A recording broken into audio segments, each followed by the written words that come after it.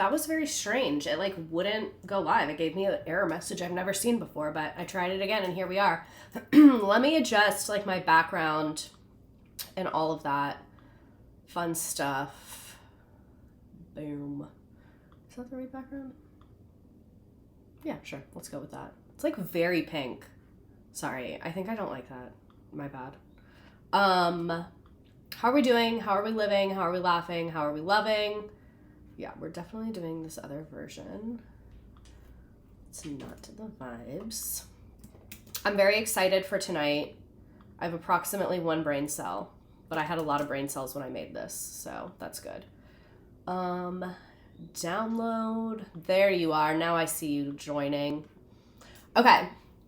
Jody FM, thank you for subscribing.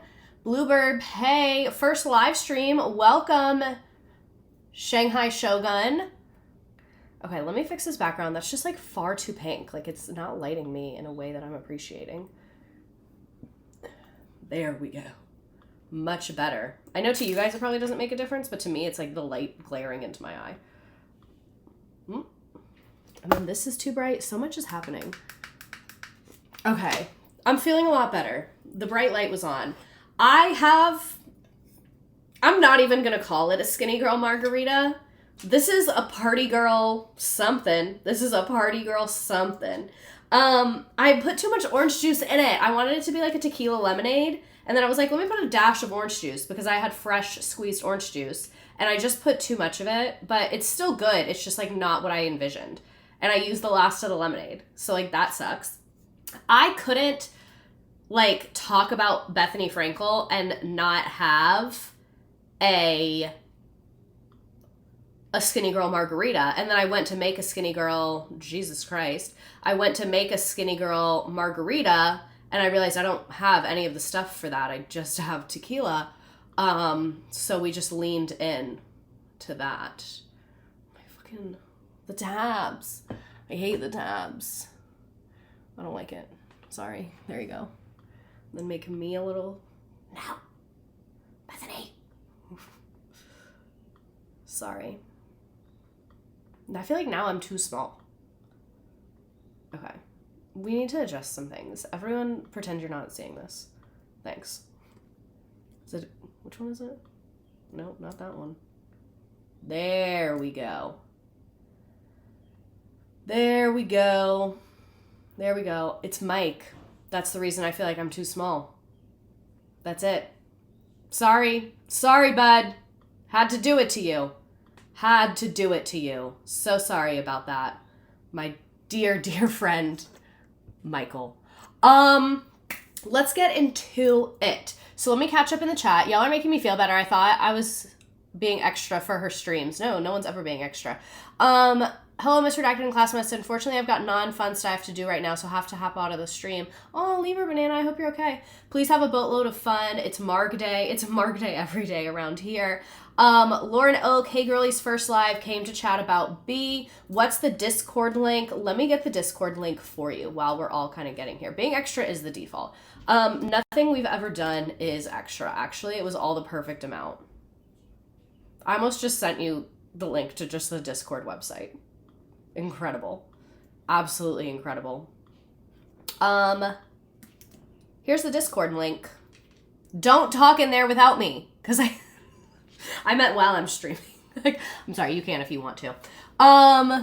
Okay, working, LOL. I'll be back later if I can manage it anyway. Okay, have a good work. Have fun at work. Somebody has to do it.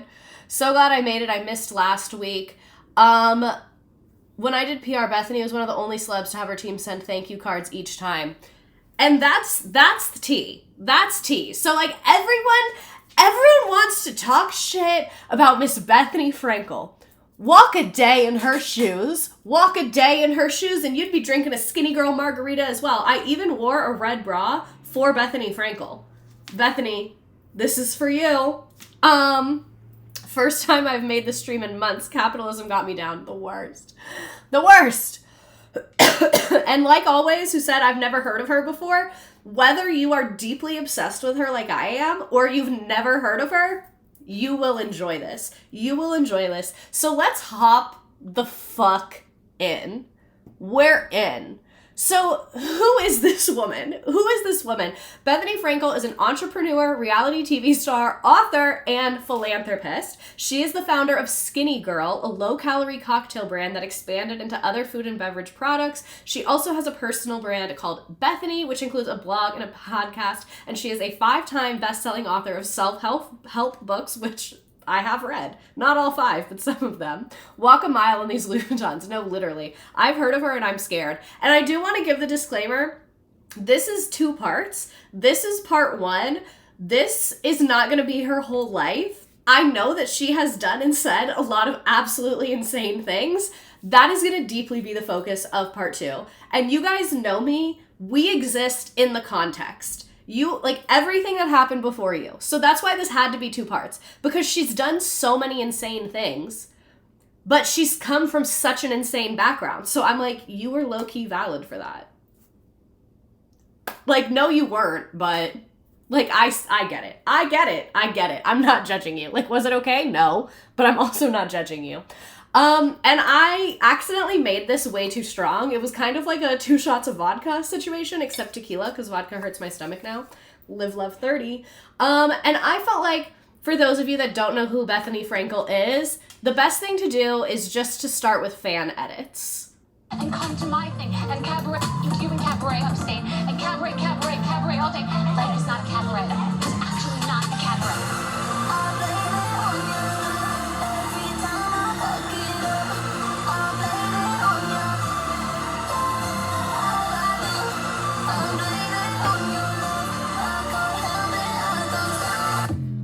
She's not the cat meme, but adjacent. We have covered the cat meme lady. Incredibly sad story. I'm not going to the bathroom for that.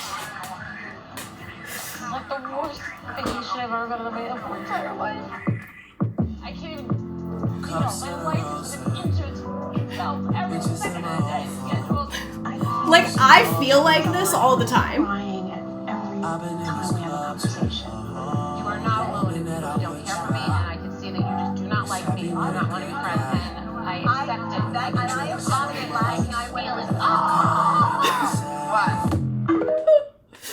She was abrasive often, but not wrong. She is from the Real Housewives of New York. All week I thought we were covering Ruby Frankie.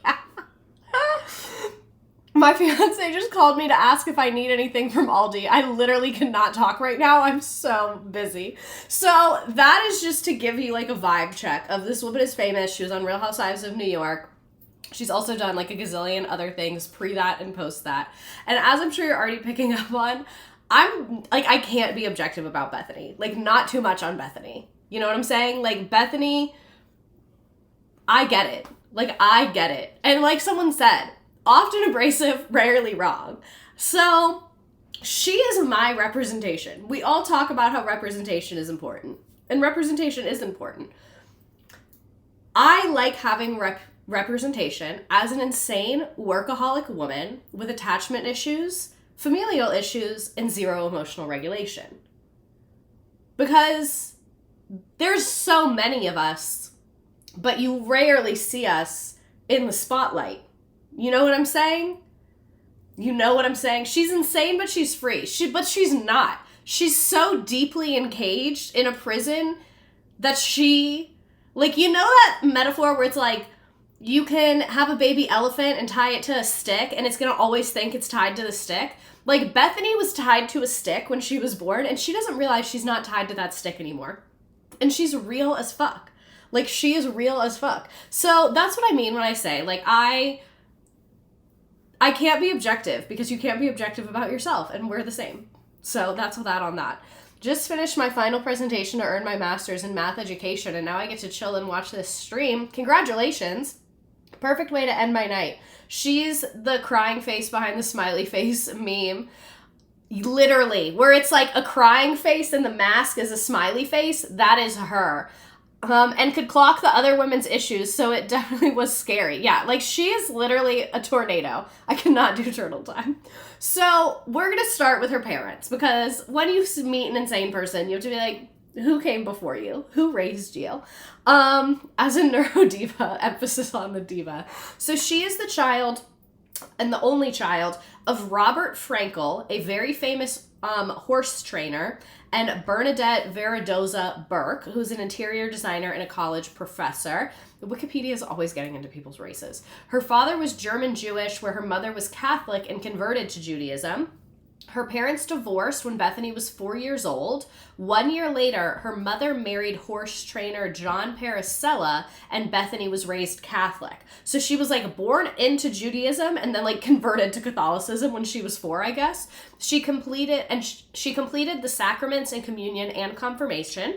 She describes her childhood as difficult. She says that her mother was always drinking and often argued violently with her stepfather. So, very, very intense. Yes, her dad and stepdad were both horse trainers and allegedly best friends. So, that's what I mean. When she acts crazy, I'm like, your mom married your dad's best friend. So, I can't imagine that's great.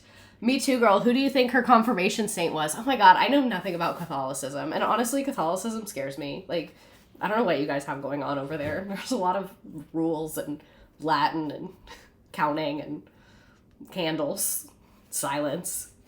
It's not for me. Hard not to act crazy when you come from crazy. That's why, like, when you understand her childhood, she's actually the most reasonable person alive, which makes sense because she's always acting like she's so reasonable, and, like, you kind of are. So, let's get into Robert J. Frankel, her dad.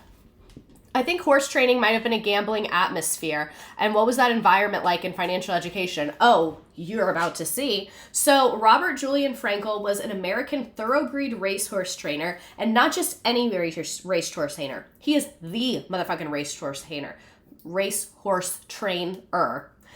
He was inducted into the National Museum of Racing and Hall of Fame in 1995. He is a 5-time winner of the Eclipse Award for Outstanding Training, often referred to as Bobby by others. He preferred and always used Robert. He set the single-season world record for grade and group 1 victories in 2003, 25 grade I1, wins, a record that stood until it was beaten in 2017. So he is like a super, super, super famous horse trainer. Like extremely, extremely famous. And also, should we bring TikTok tonight? Why not? We can always kick them out if they're being annoying. Don't tell them I said that. No, we're not talking about Amy's Baking Company. Jesus Christ. Sorry, I'm ignoring you for a few moments. Trying to get more people on the stream, because always people are like, you have a stream? We had no idea. And I'm like, that I guess is actually on me. I just always get in trouble on TikTok. Oh yeah, the first woman horse trainer just won the Kentucky Derby. Very slay on that. I was actually watching it when it happened, which is so unlike me. So unlike me, but Mr. Redacted was making breakfast and he had ESPN on, so I saw it. Moment in history. I am always right where I need to be. If you were here for my spiritual beliefs stream, you know that. I'm literally always right where I need to be. So anyway, this guy is not a woman. This is Bethenny Frankel's dad, Robert J. Frankel. Super, super, super famous horse trainer.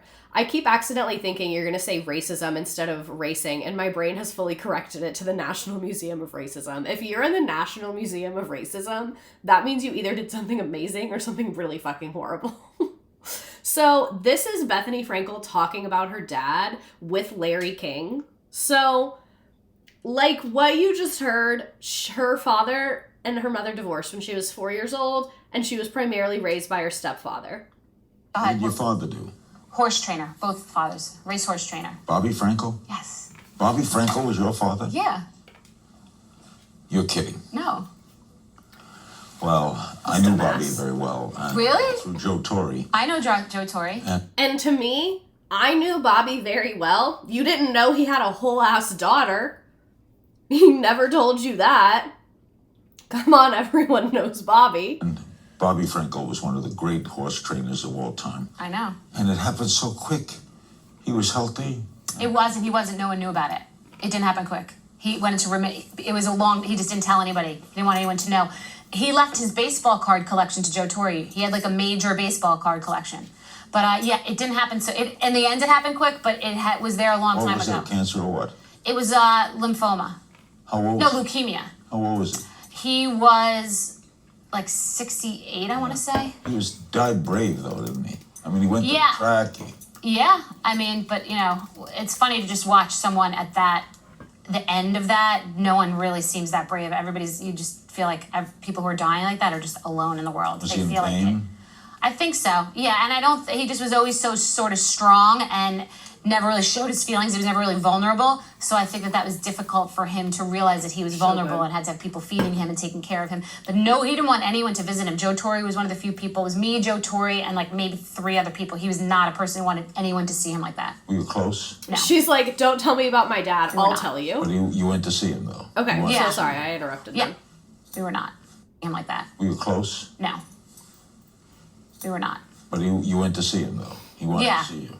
Yes, it was a Why whole... Why weren't you close? I'm off the track here, but this fascinates me because I adored Bobby Frankel. We weren't... I bet Bobby Frankel. He wasn't a really emotional person, and we all, you know, are products of our parents' unresolved issues, and he really just kind of wasn't there from the time I was 4 to 14 at all. My stepfather, John Paracella, another horse trainer, was my kind of really more my father. And my real father just never really connected with me. I think I might have reminded him of my mother who broke his heart, and I don't know. He just never really connected. It was a very difficult journey, I'll say that. Watch new episodes. So, imagine you're on Larry King, and then Larry King is like, I loved your absent father. I had no idea he had a daughter.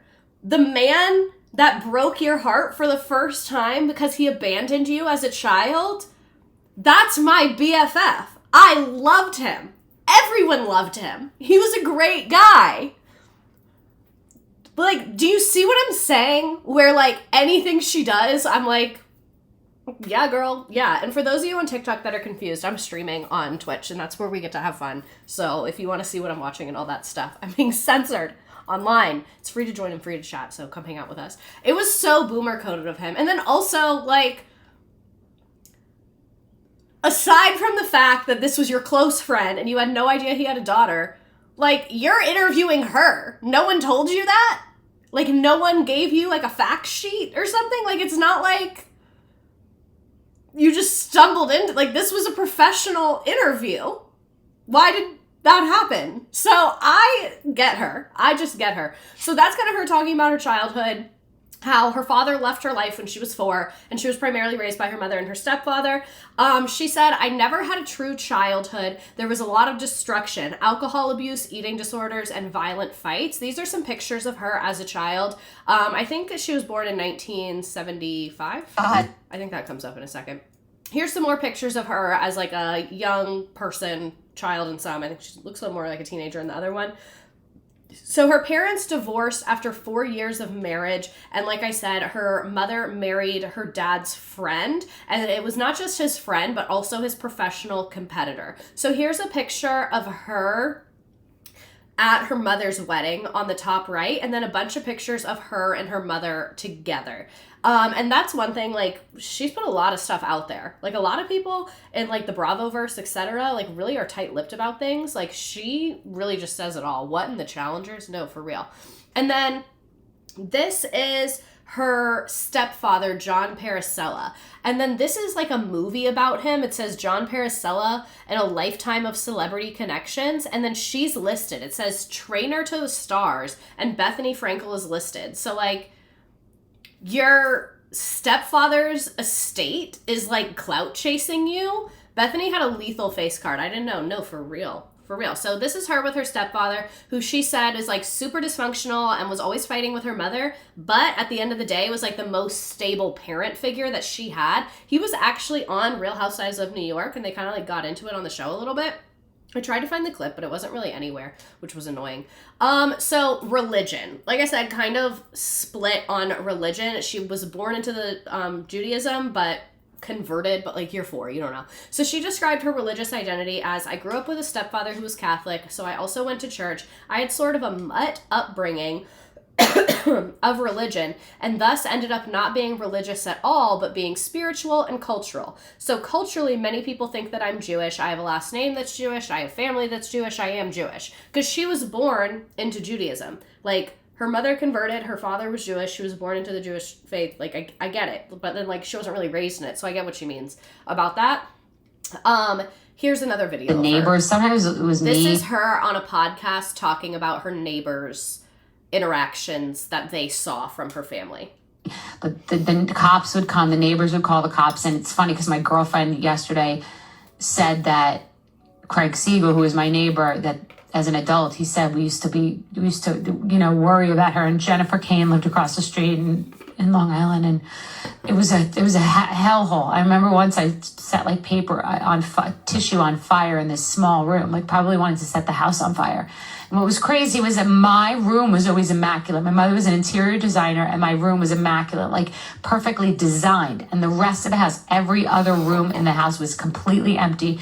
We ate off a card table. We had a parakeet. I don't know why I remember that, but we did. And I think we had like kittens and cats. I remember getting a week with my mother alone. Like, I think John left, and I think she wanted him to leave because I think she was really with him for money.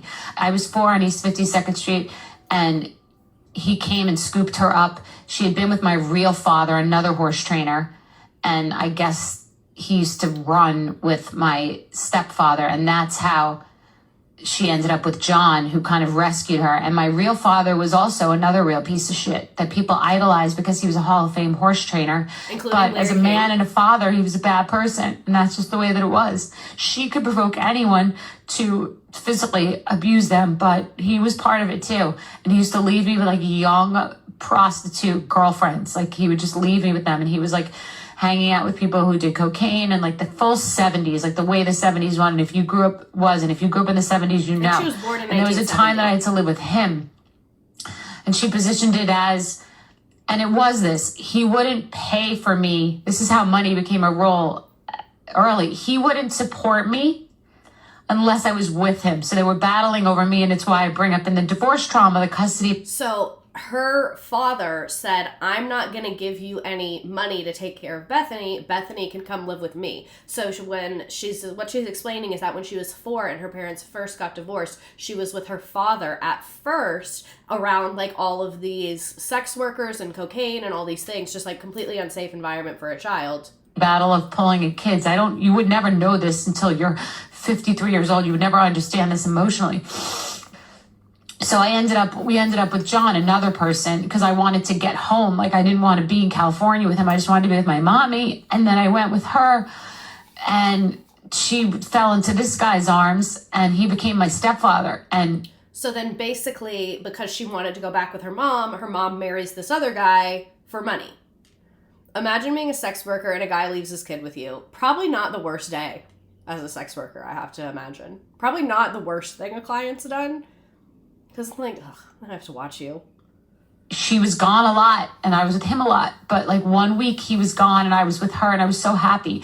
I remember we used to go to Hardee's, this like other version of Arby's. And like, I remember the roast beef sandwich we used to get at the drive-thru. And I remember us driving up to Saratoga. So like super fucked up childhood. Like super fucked up from the jump. And we've like only scratched the surface. So this video is really, really long. Mr. Redacted, that's not the point. Yeah, I know, but like, was a thought. So anyway, this video is really long, so I watched it, and we're not going to watch the whole thing. I made some timestamps, so it does reference like things that happen later that we're going to talk about in part 2, but it's not too much. Just scrapping in for this week to say I'm vibrating with excitement for when I watch this later on YouTube. So I don't think Arby's is a version of Hardee's, but that's not the point. They are very different. I wouldn't really know. I really like the fries from Arby's. Are they the ones that have the curly fries? I buy them like frozen. Those are really good. I should make a sandwich later. Okay, so anyway, let's watch this YouTube video. This was like a longer form interview that she did. And like I said, I put timestamps, so bear with me now. We're not going to watch all 20 minutes. I mean, I was an adult as a child, so I got a head start on everybody. I was living a very adult life with adult responsibilities as a child. And I was in adult environments, dealing with a lot of different things and managing a lot of different things as a child. So, and what makes you say you had to do She was not a priority. She was a pawn or a burden. I grew up at the racetrack, so there were never any, like, There were never any kids' menus. There were never any kids' movies. It was like you went and you watched Scarface in the movie Halloween at 4 years old. Like we all, I saw a lot of domestic violence. I was at nightclubs very young. My mother was taking me to nightclubs, and if I didn't want to go, I was boring. So when she was literally like 8 years old, her mom would be like, oh, you don't want to go to the club? You're so boring. To a child. I mean, I saw a lot. I was at the craps tables at Vegas when I was 13. My stepfather's uncle was Joe Scandori, and he managed Don Rickles, so we lived in Vegas for 3 weeks. So around a ton of gambling. At the betting windows, gambling. There were no. This is a 70s kid. Also, there's no seatbelts. Your mom was smoking and drinking wine while pregnant, and there were really, and it was free range parenting. It was your kids ran out the back door and pray for the best. But mine was layered even more than that with the animals and the gambling and the mafia and the guns and the stuff on the racetrack. Mafia and guns. That was my stepfather who, I remember said we had to move from New York City. She had her stepfather on the show, and they talked a little bit about this. To Forest Hills, him telling my mother and I that the mafia was chasing us and there was a gun in the glove compartment and that we had to move out of the city. Just putting the fear of death in us. I don't know what was happening in Forest Hills. It wasn't happening in the city. Mm-hmm. But my stepfather was doing cocaine with Jimmy Kahn and living on his couch. One of them was living on each other's couch. I think he was living on Jimmy Kahn's couch in California. It was the degenerate racetrack lifestyle. Your dad, last time you spoke or saw my real biological father? dad. Very yeah. Charlie, thank you for subscribing. When he was dying. When he was in hospice at his house and I was pregnant. And he was not kind to me until his last breath, which was wild. I was always trying to get something from him. I don't know if I remember when I was 5 years old and my father adoring me, but I know that every interaction over the years was me trying to get him to love me or give me something. And I've recreated that dynamic in some relationships, which is not a good place to go. But his friend Louie heard the way he was speaking to me on his deathbed in hospice on the nanny cam. Even you didn't get that last moment, that movie moment, where he just says something that makes it all feel better. He was just an ass till his last breath to me. And what was his reasoning for severing connection early on? I think to him I was my mother who I think destroyed him. I think he was madly in love with her, and that relationship, breaking up or whatever that relationship entailed. How do you think that affected you? I don't know, because my mom, the thing that really, the story that I was told, and I remember this, I was living in Manhattan. My mother and my father got divorced, and I stayed with him in LA. He lived that 70s convertible Mercedes, cocaine, gigolo lifestyle. Always dated women that were younger, not when I was 5, but my whole life the women were younger than I was. So he always dated really young women. So he was dating some of the women that were taking care of me. And I know they were a little bit abusive. They were just very mean. And abusive to me. And they were just nasty. And there were all these girls around and these guys and this party lifestyle. And I remember in my body wanting my mother, wanting to go back to New York. But he said to her, he wouldn't financially support me if I didn't stay with him. So I was miserable being with him, but I was sort of this bargaining chip. So she married my stepfather, who scooped in to save her and to save me. And that came with all of this territory of the racetrack and abuse. And he was on drugs and up. But he ended up being the better parent years later. What was it? Every adult in her childhood failed her so bad. No, I know. It's horrifying. And then we're going to skip ahead a little bit. We'll probably watch more of this. Last week, this was an in-depth interview that she did, 1308. I haven't done the work. Diet and exercise, positive. Trigger warning, if you have eating issues or body dysmorphia stuff, this is fucking insane. Just giving you not really a trigger warning, more of a heads up. Or negative for you over the course of life? And I asked that topic on the heels Yeah. of this because it seems like there's connectivity. Yeah, I mean, it's funny that you say that because They say it was the I grew up in a 70s. house of extreme eating disorder. Extreme. Like not any kind of thing that you have ever heard about. And that means what? It means that from the time that I found my mother throwing up at 7 years old in the bathroom, there is not a single solitary piece of food that she ever kept down. There was not a time that she ate anything that wasn't drowned in sauces. And so if she wanted to come to a boyfriend's house of mine or for Thanksgiving or something, I was completely horrified and embarrassed because what's going to happen with the bathroom? I was always managing things like what's going to happen with the bathroom. Oh my God, it's horrifying. Or I'd walk into a public bathroom and then my life was walking in eggshells about something that she had done or she would do, but that's just her part of it.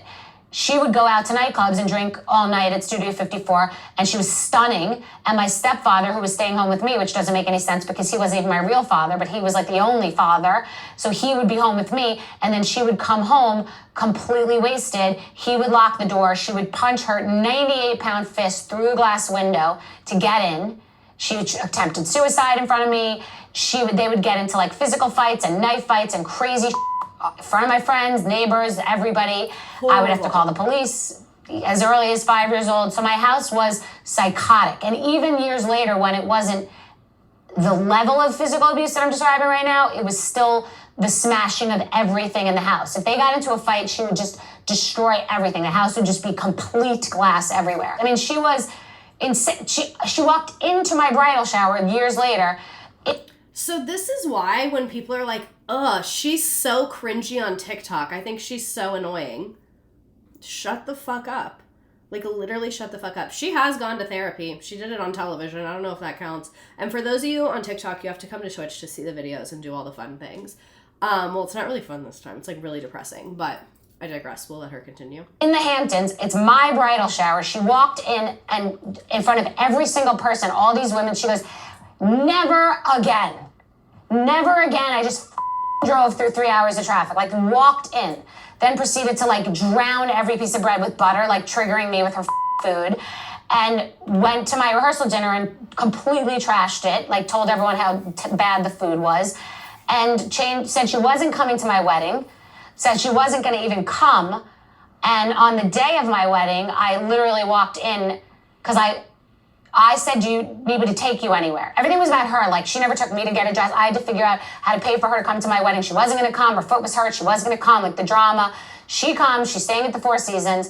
I say, I have to come go get something for Peter, my husband-to-be, because I had to get him a razor. He had to shave. So she goes, I'll go with you. I'll go in and get it. So on the day of my wedding to Peter Sussman, I walk into Hughes or Ralph's, I think it was, and she's a recovering alcoholic with a cart filled with like the giant box of wine and the bottle of vodka. I mean, you can't write this. My friend was like, Firefly Lane stole your life. They're like, I don't know how, but that show is your life. Some people use your I wedding don't to remember torture these you. stories until like you just provoke something. I don't know what the hell. So is it too soon to address how skinny she is in the present day? Like, she looks healthy in this clip. Today, not so much. We'll talk about that some next week. I know she is currently going through health issues. And like, as someone who read her book about dieting and like has observed her, this woman never stood a chance of having a healthy food relationship or body relationship. That's my take on it. And when you read her book, that's very, very apparent. And a lot of parts of her book, I'll talk about it more next week, I did think were helpful and useful. Like, she did go to culinary school and is a professional chef, so like she does know a lot about food. But she just like never stood a chance. And like the whole skinny girl brand, like, just think about how impressionable a child is and how watching your mother battle an eating disorder, and I even struggle to use the word battle because it doesn't seem like her mother ever attempted to get a handle on it, how that impacts your mind and your value system about your body and yourself and all of that, you know? But yeah, that's the day. So this is my life with my mother. So I guess maybe like diet and exercise is not that important to me. Like any triggering about the word diet, which has the word die in it, or anything about like anyone around my kid, like I wasn't good, I'm fat. It's like, that is like smoking crack in my house. Like there's no thing that you could talk about less in my presence than any version of fat-free or diet or I was good or I was bad. I mean, that's why that book when I was a nobody, was on the New York Times bestseller list for 5 months, Naturally Thin, because I had it in my body, and I helped a lot of people with their eating disorders, people who came off of like Survivor and hadn't eaten, like a lot of ballerina. So let's talk about the book now, actually, because she's talking about it in relation to her childhood. I read the book as someone, and I've talked about this some on Substack, I really struggle with like black and white thinking. So either eating like a ton of junk food or like being like, no, like very extremes on both ends. And I read her book, and some of it, like I said, was helpful. Some of the recipes are good. This is what I took from it. This book reads like someone who has lived an extreme disordered eating their entire life. So like she's mentioning now, saying it helped ballerinas, it helped gymnasts. It reads like, hey, have you been insanely restricting yourself and you have such a violently unhealthy relationship with food and all you know is restrict? If that is your situation, here is a guide from how to transition from that into more normal, healthy eating. Because this is the thing that reads in her book that I see in her is like an enjoyment of food, a love of food, but also a very, very deep-seated fear of being unattractive and being fat or big. That deep-seated fear is so intense and deep and cultural. Like, as a white woman, it is big. The messaging that you get ingrained to be small, to be petite, to be little, like, that is what is valued in, like, white women culture. So you get a lot of that. And so her book is like, here's how to enjoy food and eat enough that you will physically be healthy, but you'll never gain weight, don't worry. Because it's still not that much. Because that's what her book really preaches, is to eat all your food groups. That's a big thing, which like a lot of times people who struggle with disordered eating are not eating carbs at all, are not eating fat at all. It's really focused on you should be eating multigrain bread, you should be eating avocado, you should be eating healthy fats. It's really focused on that, and it's really focused on intentionally eating multiple times a day. So she says you need to either have 3 meals and 1 snack or 2 meals and 2 snacks a day. Like that's really, really how it reads. She's also big on seasoning. This is one tip that I actually did take from her that I will give to you, is she said if you're eating a salad and you feel like you want more dressing, add salt and pepper to it. So not even on any low calorie bullshit, but a lot of times you don't want dressing, you want salt. Putting salt and pepper on a salad is like revolutionary after you do the dressing. Because I know like salt and pepper and croutons and on a meat and things like that, but like make your salad, put the dressing, toss it, and then put salt and pepper on the top. It's really fucking good. So that's what I mean. Like, she clearly knows her shit about how to cook. But her book really read as, like, here's what to eat to be, like, on the end of normal is how it read to me. I've been in ED recovery for a little over a year, and I'm 31. I'm sending love to you. Agreed. I saw what Des says his message first. And, like, this is the thing that's tough about eating, is that, like, I think a lot of us have like layered issues and opinions and feelings, and food is very emotional and food is very cultural. And this is the thing that's tough about eating, is that like disordered eating is really addictive, and it's an addiction that you can't quit cold turkey. Because think like if you're addicted to gambling or alcohol, you can cut it out completely. But things like eating and shopping addictions, you're always going to have to do it a little bit. So it's hard to get a handle on it because you have to fight it literally every single day. Like it's never going to be something you can exit from your life completely the way some addictions are. And my ED dietitian says you have to remember vitamin P, pleasure. Yes, and that's really what I read from Bethenny's book too, is she's big on, in her book, and like you can see here, nothing is off limits. She's big on portion control, but she's big on like, do not eat foods you don't like. The other thing that she said that I found to be very helpful is like, if you want to eat something that is unhealthy or bad for you or whatever, do it like, only do that with your favorite things. So like, what's an example of this?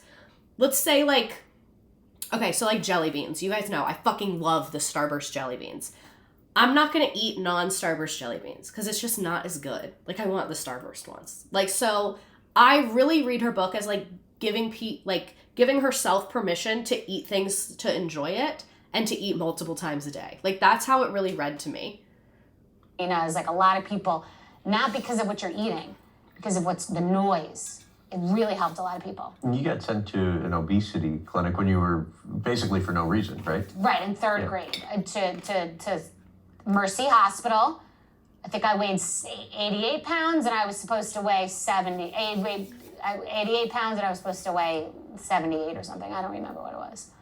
But she used to manipulate me about food. She used to say that eating tempura is not fattening because of the way that the Japanese fry it. So she was like pushing food on me that she would eat, but she would throw up. It was a f***ed up thing. She had like a caddy of laxatives in my house, like insane. And we couldn't get for to a school, child. speaking of the drive, because she would say all the coffee she drank, she'd have to stop at the rest stop to use the restroom. Like, these are horrifying things for a kid. Yeah. These are such embarrassing things. Even her taking me for sushi in second grade. Nobody ate sushi and went to Japanese restaurants in a bento box in second grade.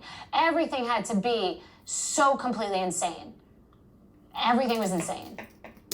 The connectivity to all of that and relationships today when it comes to dating, you think's what? I mean, because then we have to get into the fathers and the male people.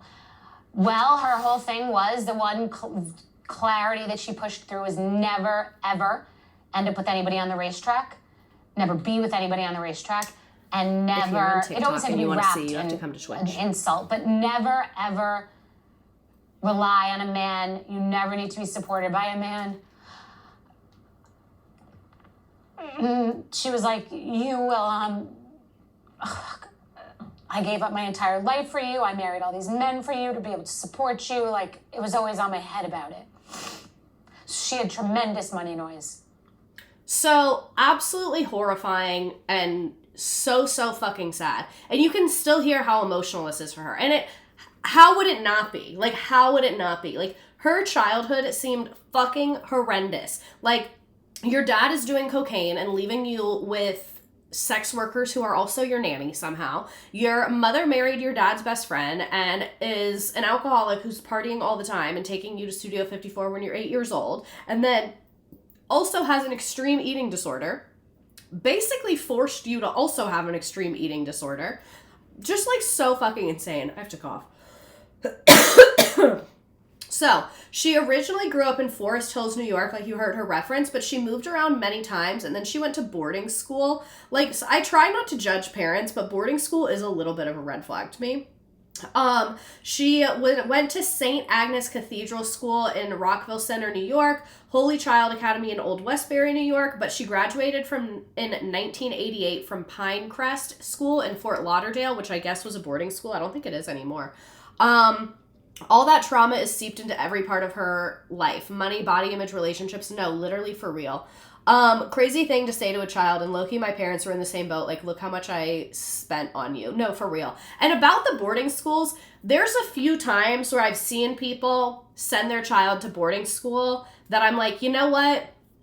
You're, like, it made sense for whatever reason. Like, I know of one person that did it because they had to take, like, they worked, like, in, like, government relations, and they were being sent literally to the middle of fucking nowhere, like, in another continent, in a rural area, and so they let their child go to boarding school so they could, like, maintain some normalcy of their, like, there's random niche things where I see why some people do it, but everyone I know that went to boarding school for a long period of time was honestly, like, really traumatized by it, and so, like, I don't know, it's just a lot, and I think, like, especially with young kids, like, I met this teacher one time who worked at a boarding school. I met her on, like, an international trip I was on.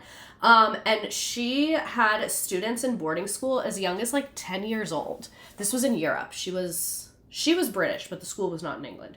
And, like, that was just crazy to me, have a 10-year-old in boarding school. But, like, there's been times for high school kids, especially high school kids who are, like, elite athletes or have, like, some weird niche thing going on that, like, I'm not going to say it's never okay, but it's just, like, So anyway, she went to Pinecrest School in Fort Lauderdale, Florida. She went to Boston University and graduated for 2 years and then graduated from NYU with a degree in psychology and communications. And I'm pretty sure her stepdad paid for her education. I'm not 100% sure about that, but I do vaguely remember her referencing that on the show, that because one of the other women was like, you came from money, and she's like, I mean, my stepdad paid for me to go to college. Like, it seems like she was not, like, we're funding your life forever. You'll never work. Do whatever the fuck you want. But, like, she went to private school. She went to private boarding school and then went to a pretty elite college.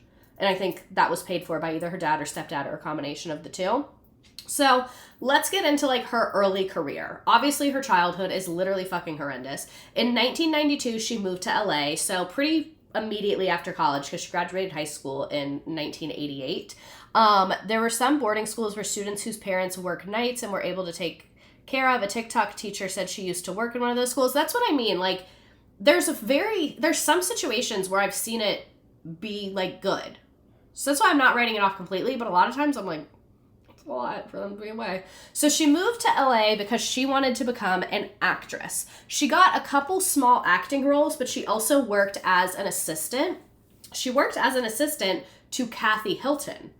All roads lead back to Kathy, sometimes taking her daughters, Paris and Nikki, out for ice cream, picking them up from school. She was also a personal assistant to Jerry Bruckheimer and Linda Bruckheimer. I know those names, but I don't know from what.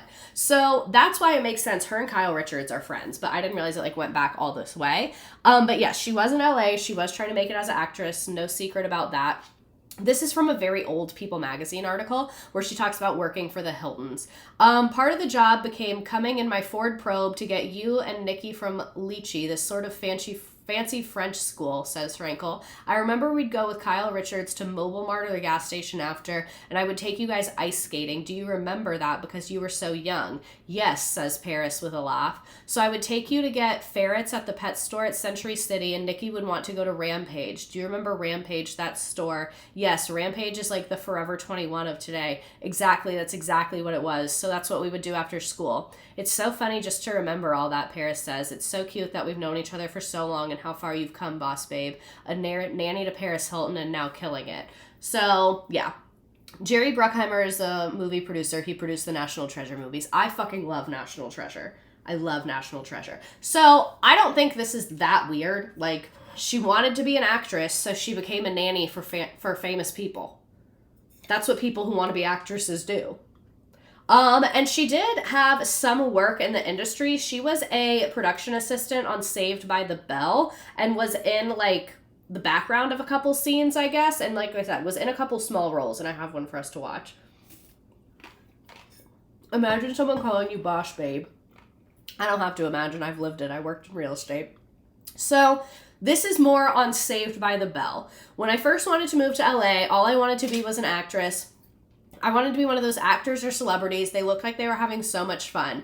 And now my first guest today is one of the people that was on that show. This is when she was on a talk show, which is so mind-blowing that he's my guest. So bring out Mario Lopez. And he said, it's funny because you show that picture from Saved by the Bell, and I'm like, I totally remember that. Bethenny was so sweet and cool with everybody, and I had a little crush on her. I didn't know, she said. You were so cool. I'm so happy for you. So, like, couple brushes with other famous people. And one thing I love about Bethenny is she'll give us everything. So there's always an interview, a clip, a TikTok about this. There's always something for every topic. Where's the sound? Why isn't it working? Let me try and find it. Pause.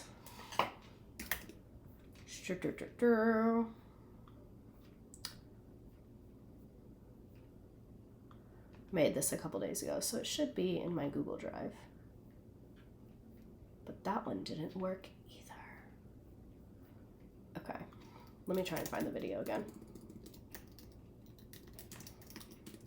Because it is cool and infuriating how cheap it was. Apartment, Los Angeles. Okay, I found it. Want to see Pause. There we go. It's on YouTube Shorts. my old house and office in Beverly Hills? So this is South Beverly, and this is before South Beverly became sort of scooped bougie. bagels. And that was my office. I want to see if I can get up there. It was 204 South Beverly Drive. Well, I redid The way carpet. she's just inside. This is where I had Princess Pashmina and In Any Event. I don't remember which suite it was. Where she had Princess Pashmina and In Any Event. Lock that in.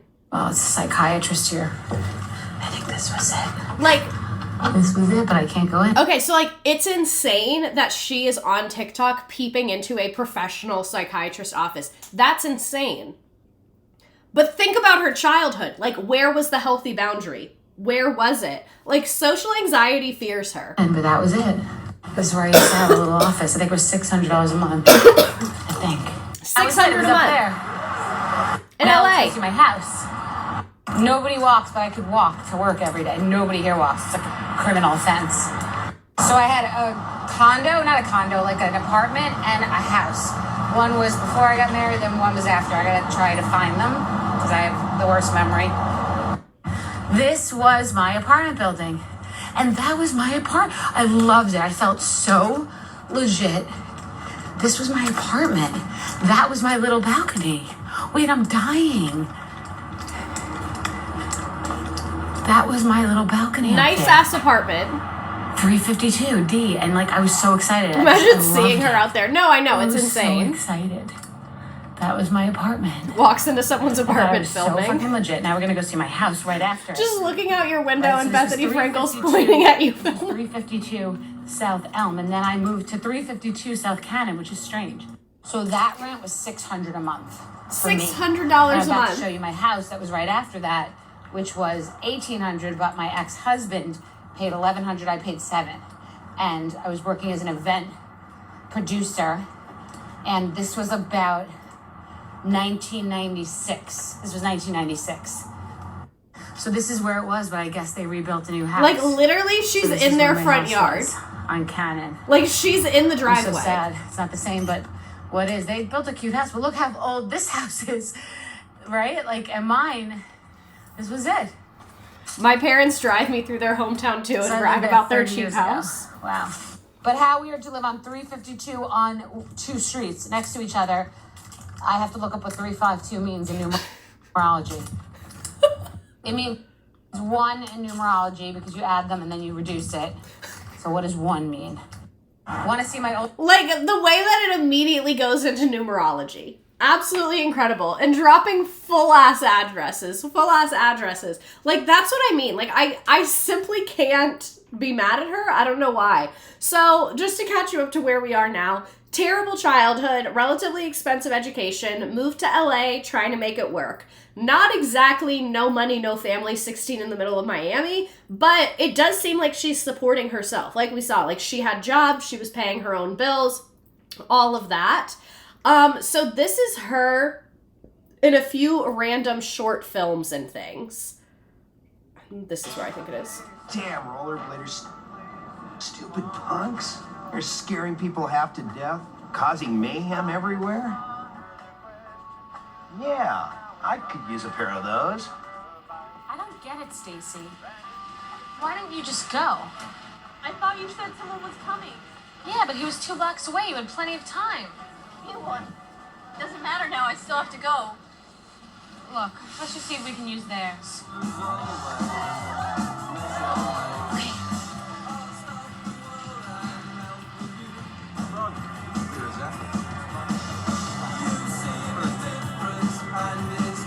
Yeah, so this is Soiree Sans Hors d'oeuvres, which is a short live-action comedy that they shot on the beach of San Diego in 1992, and Bethenny Frankel had a small role in it. She had a few roles like this, like small movies, things like that. Apparently one, there was like a lot of nudity around, and it came up on the show later. There was this one called Wish Me Luck. I don't really know, like, which one of these was the nudity one. I meant to put it in here. Let me Google it. Bethenny Frankel soft porn. Let's see what my FBI agent says about that.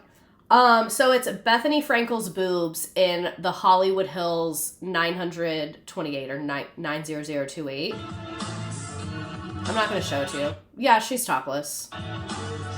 She's like making out with a guy topless in a movie. It's like really not that noteworthy. You can Google it if you want to. Like, it came up right away. I don't feel the need to show you Bethenny's boobs. But later it was like, Bethenny did porn, and she was like, I was an actress in LA in the 90s. Yeah, I did a topless scene. Like, to me, it's not that serious, but I'm also not very, what's the word, modest. So very much trying to make it as an actress. That was not going so hot, I gather it. So she created a party planning company called In Any Event. So that's why she had that little office there, which was relatively short-lived. At some point in time, she went to the Natural Gourmet Institute in New York City, and she took cooking classes in Italy. But I could not find anything about that online. So I presume it happened after this, because that's when she pivoted to cooking.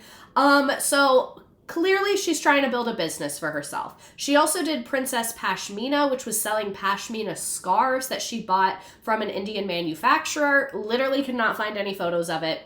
But those are the businesses she referenced where she was like, oh, this was my office. So it seems like she was trying to make it as an actress, and then she did these companies in Los Angeles, and then she went to cooking school. And I get, like, that's not crazy to me if you work in events to go to cooking school. Like, chef school. She's going on side quests. As someone who changes their career every 42 minutes, I get it. Like, I get it. She was also married, which she briefly mentioned, to Peter Sussman. She was married to Peter Sussman from 1996 to 1997. No pictures of the wedding, no pictures of them together. Like, Bethenny has scrubbed the internet of this. She has never said really anything bad about him. What's the difference between wholesale and drop shipping? It's a good question. I don't know. Let me look it up. I think something about inventory. What's the difference between wholesale, not life insurance, wholesale and drop shipping? Okay. I just got a sponsorship ad. Reddit says they're one and the same. Drop shipping is no inventory. Wholesale requires buying large inventories. Okay, so like that was right, the inventory. Like drop shipping is online only. Wholesale, you buy it. Got it. Okay, look at us. We're literally so smart. We're a genius. Bethenny Frankel sophomore, wholesale versus drop shipping. Your FBI agent has a whiplash. Great contender for chat of the night. Great contender for chat of the night. So this is a little bit about her marriage. She said, we were best friends for 5 years and he always wanted to be more. She says eventually she gave into Sussman's unrelenting advances and dated him for 2 years before they tied the knot in front of more than 150 friends and family members. This says at the Four Seasons in Los Angeles, but in the clip about her mom, she said it was in the Hamptons. So I don't know. Though she felt secure in the marriage, she admits there was a lack of passion in the relationship. I felt like this is really it. This is the person I'm going to spend the rest of my life with. You can't go to bed with a piece of 8 by 10 paper. So that is a tough read on him. 8 by 10 paper, tough. Tough thing to say. Really, just oof. She literally was like, it wasn't hot. Like, he was nice and he loved me, but there wasn't chemistry. She said, I loved him because of how much he loved me. Which, like, wow. That's really a poetic sentence. I loved him because of how much he loved me. Is that why I like anyone that I do? Because I'm great. So when someone thinks I'm great, I'm like, exactly, you're really smart. She said security, sure, but where's the passion? What this also could be is like, you know how people say, like, if you had a really traumatic childhood, you a lot of times unintentionally recreate that in adulthood because stability is unfamiliar to you? It could be that this is the first time she experienced emotional stability, and she was like, this is fucking boring! That's kind of what I'm reading from this, too. I'm not, that, again, not necessarily. That's just what I seem to have noticed. So the marriage lasted less than a year. It says 7 to 8 months and it ended amicably. She describes it as a youthful mistake made for the wrong reasons, and the split involved no significant financial disputes. They were living in a rental house. She got divorced. Like, it's really not that serious. To me, this barely counts as a marriage. Like, this barely counts. That's a blip. You didn't have any kids with him? Girl, that's not a marriage. Like, you don't tell anyone about that. OMG, that first healthy relationship feels dystopian. No, literally. Literally, you're like, what are you gonna do to me? Like, I know manipulation's around the corner. When is it coming? And then you're like, what if I just attacked you? Like, to prevent that, what if I attacked you? Then what? And like, why aren't you mad and screaming? Oh, I'll get you mad. You're like, nobody's screaming. Let's start fucking screaming. This honestly sounds like best case scenario for a first marriage. No, literally, this is like really unnoteworthy to me. And then a lot of people later were like, she never said she was married. Why would you need to bring up an 8th month marriage that you had in your 20s when you're like 38? Me sabotaging my 3-week situationship. Honestly, anything 5 years doesn't count, literally. So she wrote this article, Advice to My 26-Year-Old Self. And she said, on July 20th of 1996, I was living in Los Angeles. I was 26 years old, and I was getting married to my first husband. It's what I was supposed to be doing. I thought I needed my life wrapped up in a little Tiffany blue box with a bow on it. I needed to know where I was working, what I was doing with my life, and I was going to get married. I thought at 26 I was getting older, but that is literally a whole adult age ago for me. And if I could, I'd tell 26-year-old Bethenny just how wrong she was. You think you need to have a clue what the hell you're doing? Yes, that would be nice, but you don't really need to live like under some invisible time crunch. I spent the rest of 26 regretting having gotten married, even though he was a good person and I loved his family and he was very good to me. I hadn't really seen a great example of a relationship in my own personal life. And as someone here said, where's the knife fights? Where's the cocaine? Where's the sex workers? Where's the drama? Where's the passion? I hadn't really seen a great example of a relationship in my own personal life, so I just thought that's what you were supposed to get married, someone who loves you as much as he loved me. I was trying to be logical about everything, thinking about how the whole picture looked. On some level, I knew I was making the wrong decision. I was a little despondent before the wedding because I wasn't sure I should get married, but I thought I'd be a failure if I didn't go through with it. As an adult, I know better, but back then I was working against institutional knowledge that made it seem like the biggest failure to call off an engagement. Instead, I sat in hopelessness, worried that this was the end of my story. But it wasn't, and I want to tell my younger self that despite what she thinks, 26 is so young. I wish I could tell young Bethenny to find the same assertiveness when my good friend told me I had to go through with the wedding because it had been planned and there was no way to get out of it. It was the worst advice I'd ever been given. We didn't have kids, and it wasn't a brutal divorce, but I wish I could have saved myself the hurt and the time and told 26-year-old Bethenny that it was okay to call the whole thing off. I've always wondered if people on their wedding day know that it's not right. A family member of mine said that, and she was like, but everyone had already flown there. I felt really bad. And I just want to say, if you ever invite me to your wedding, and I fly there, and I book a hotel and everything, and you call it off, I will be living on the high of that drama for years. So don't worry about me. Don't worry about disappointing me as a guest. Because that's not a disappointment, baby. That's crazy. And I live for crazy. Like, her being scared to not be married at 26, and here I am at 31, not ever having a true relationship, real. And also keep in mind, like, this was the 90s where people got married a little bit younger. The average age for marriage has gone up really dramatically. I think as long as you hold the reception, the guest will be fine. And, like, we have so much to talk about at the reception. Okay, where was I? I lost my place. I didn't move to LA in 1992 to get married. I was there to get into the entertainment industry. Soon after arriving, I found I no longer wanted to be an actress. I didn't like not being in the power position. I remember saying, how do I do something where I can be myself? A TV host seemed too canned. It was before The Housewives, so I'd have to wait about a decade until the franchise was born. I was discouraged. I didn't really have the same personality I do now, where I just figure it out and ask anybody for anything. I can push my way through. So I worked different jobs, I took bartending classes, and eventually I found like I was getting somewhere. I got a job for a company doing large-scale events. I don't know how I got the job, and I don't know how I pushed my way through, but soon I was planning the premiere for the movie The Rock on Alcatraz with over $1 million budget.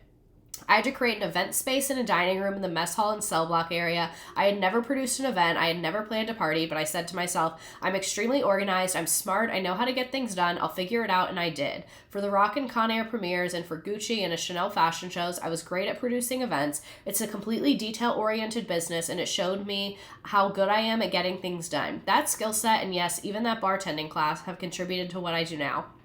All of these little tasks along the way to success that some people think are beneath them are gifts. When you put them together, you have a whole arsenal of skills that you can use later in life. And that's one of the reasons I really respect her is, like, Homegirl works. Like, Homegirl is clocked in. She is working.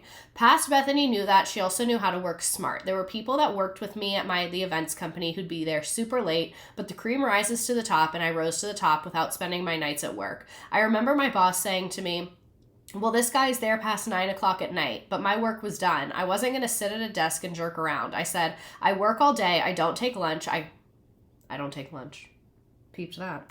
I got my work done. I'm going home. I won't just sit here and keep a seat warm to make everybody feel better. To 26-year-old Bethenny, you don't realize how young you are right now. Live your life. Enjoy your experiences. I don't want you to have all the answers right now. Okay, maybe one answer. There isn't a gray geometrical Alexander McQueen jumpsuit in your closet. It's a little ahead of its time. Jumpsuits aren't a thing yet, but whatever you do not give it away. It's real as fuck. There's so many clothes I shouldn't have given away. Not until 10 years from now will you begin to even have a clue as to what you want to be when you grow up, and if you confine yourself to certain ideals and what certain people think you should do or what you think you're supposed to be doing, then you should be shackling yourself into one version of life and missing all the things that your life could be instead. Your greatest lessons will come out of the times you take chances and when you're afraid of the unknown. Get on the road, always be moving forward, improving yourself, getting wiser, smarter, and working harder. But know that you don't know where the road is going to take you, and that's okay. Just be honest and look at the signs. So I know that was long, but I really liked that. And honestly, I really relate to her on a lot of stuff of struggling with feeling like you should be at a certain place, or there's certain rules or specific things, or you have to do something perfect, or you have to find the right thing or the right choice or whatever. So I really liked this, and I feel like it's very, very, very, very honest. You know what I mean? Which I appreciate. And then in 2003, she started Bethenny Bakes. So like I said, I think she went to culinary school in the late 90s-ish because she was doing the events, she got divorced, that's the timeline I kind of roughly pieced together. So these are baked goods that are egg-free, wheat-free, and dairy-free. She also did meal delivery in New York City. She was doing meal prep and meal delivery for some pretty big names and has worked as a personal chef and a natural food chef for some pretty big names, which is pretty impressive. So that's what I mean. She can cook. She knows a way around her kitchen. Damn, what's in it? Yeah, for real. As a 27-year-old who feels old, really appreciate her talking about being old and being hot and starting new businesses and trying new careers every 45 minutes. Exactly. That's why I really like her, and I think she is good representation for women. Because, do something new every 5 seconds. Who gives a fuck? Get divorced. Who cares? So this is her Bethenny Bakes era. And then she was on Martha Stewart's version of The Apprentice. I didn't even know that there was an Apprentice Martha Stewart in 2005, and she was first runner-up. So she did very, very, very well on The Apprentice. And also you don't have to be nice or pleasant either. Exactly. Did anyone try the thin cookies from Crumble? No. Bethenny Frankel is baked by Melissa in another life. No, for real. She's a girl boss in the best, most chaotic way. Truly chaotic. And also, I didn't know that there was a non-predator version of The Apprentice. Who the fuck was gonna tell me that Martha Stewart had an apprentice? And yes, there is a Martha Stewart stream. Yes, there is a Martha Stewart stream. There is. It was a while ago. We talked more about her prison stuff. Maybe The Apprentice came up and I forgot. And you eat crumble? Not in a long time. I haven't had crumble cookie in a long ass time. They're so gluttonous. It's too much. I'm sorry. Sometimes they're good, but it's too much. And aren't they super Republican? You know? And I watched The Apprentice when it was on. So this is a Bethenny Frankel on The Apprentice.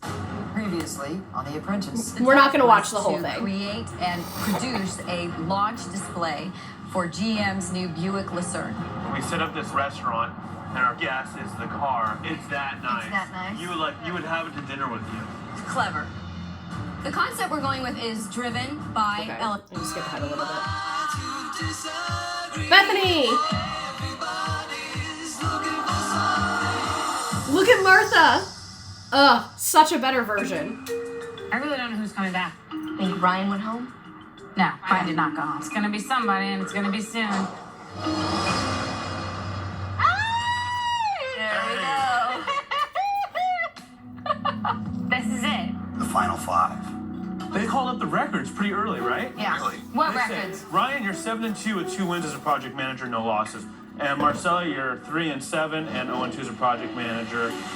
Ryan, how many times have you been called back in there? Twice. How many times have you been in there, Marcella? I've been called back, I think, 5. You've been called back 5 times?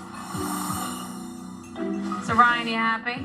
Or are you freaked out? I'm not free. I mean, you know. It is what it is? I got 2 people. You guys got 3. Love you, but you kind of safe. You know who the Final Four is. Okay? It's not even a conversation. It's to my benefit that Ryan knows that he's pretty much safe on this task. And I've reminded him of that because I don't want Ryan to have the killer Natural instinct food chef. on the next task. I was thinking that you're PM tomorrow, but I don't know how you... Yeah, I'll be PM. It's not as much anxiety for you as you know. If we lose the next task, I will probably be the one going home because of my track record. So that allows me to concentrate tomorrow on just performing. I think it's going to be awesome. I think it's going to be fun. Yeah, that's the key. We're gonna have a lot of fun. Is this where NBC Universal found her for Bravo? They don't seem like they know that. Of course, they don't know. The sheep don't know they're going to slaughter. How could they not know? They know it. Also, like, think about who she is. I think she applied for both through casting. They're not going to acknowledge it. They just sit and await their fate. It's like grind the axe. This is the win. This is the win that matters. The only thing I care about is that we do it exactly like we did yesterday. I'm being the PM. This is it. This is what decides the top 4. This is it. I feel like going into the 11th task, I have energy. All my losses were in the beginning, and now I've started to win. People came into this guns blazing and are now really getting tired, and it's showing. And I'm just getting a taste and getting more excited. I'm going to be project manager the second time. The first time I led my team to a loss.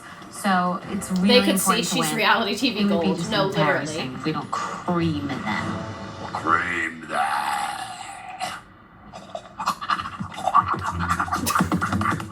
Fucking dogs on the counter. I'm purposely being obnoxious, and I'm thinking about what I have to do to win. Donna is busy thinking about how much I bother her. That's good for me. Let's just stay focused tomorrow. That's all I care about. They really let white boys at work do anything.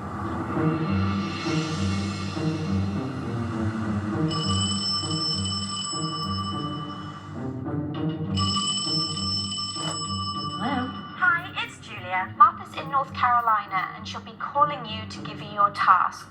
Could you be ready by the monitor in the loft at 9 o'clock? Okay. Thank you. Thank you. Bye. Bye. Some people have husbands like this. Terrifying.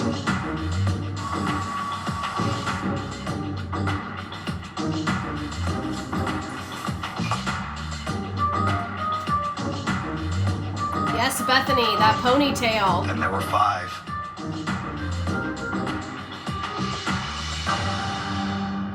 Good morning and welcome to week 11 of the interview process. There are only 5 of you left, and it makes it a little bit more difficult to get on with the last of the competitive team efforts. I'm here at the Bernhardt showrooms down in High Point, North Carolina, to launch my new furniture collection.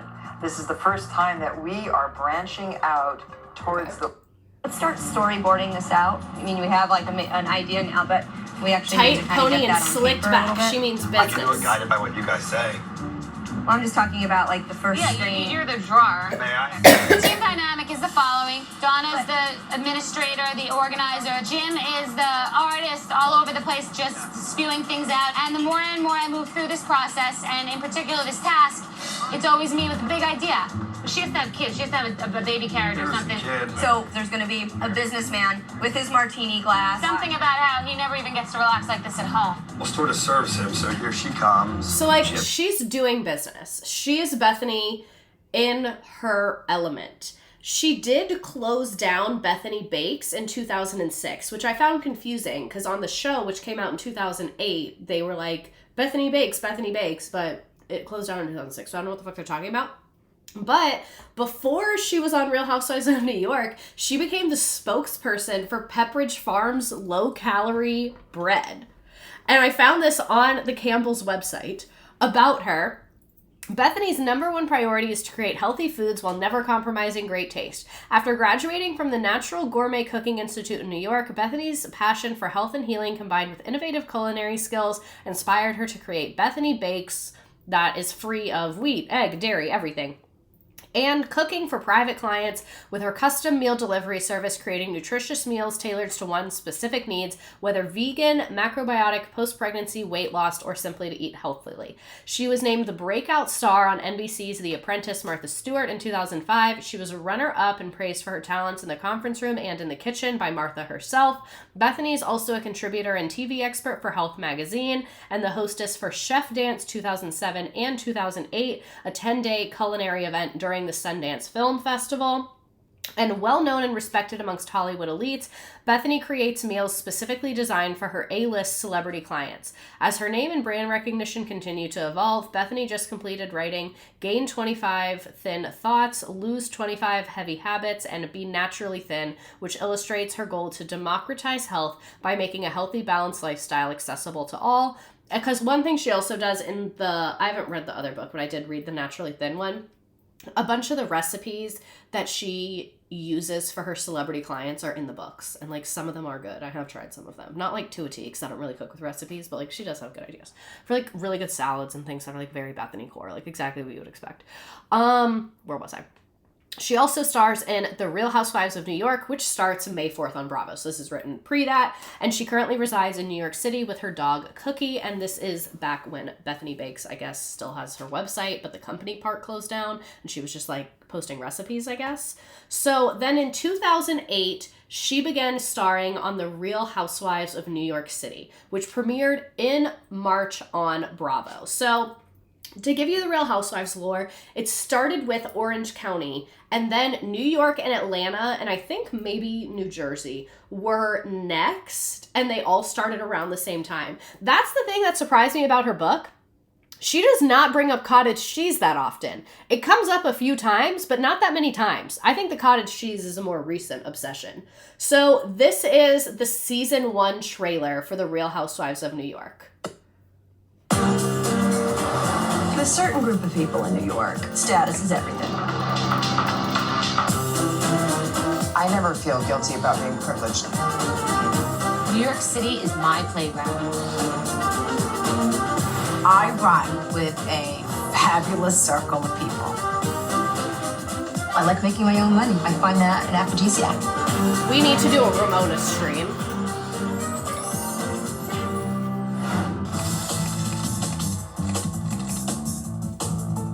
All right, is everyone at a drink? We're ready for another great night. I like to entertain. Ramona? I didn't know you were doing a cooking thing at Diane's. I thought that Ramona and I were friends, so why didn't she invite me? It's a small dinner party. She can't be upset. It's all right. It's gonna be war. This is Luann. This is Clever. This is my favorite. Hi. Hi, how are you? Can you introduce me to like a driver?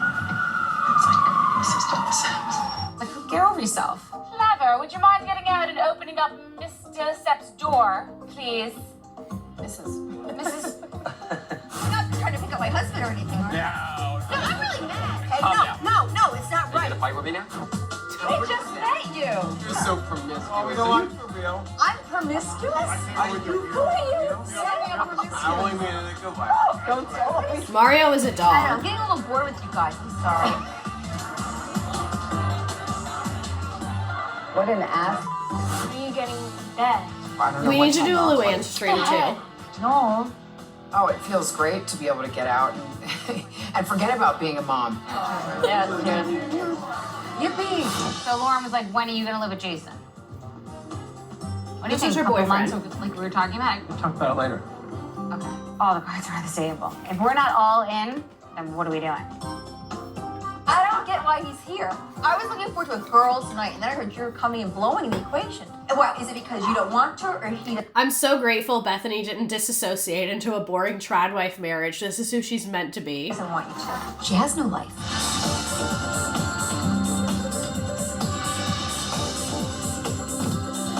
Okay, you get it. Sorry, the TikTok live is trying to end.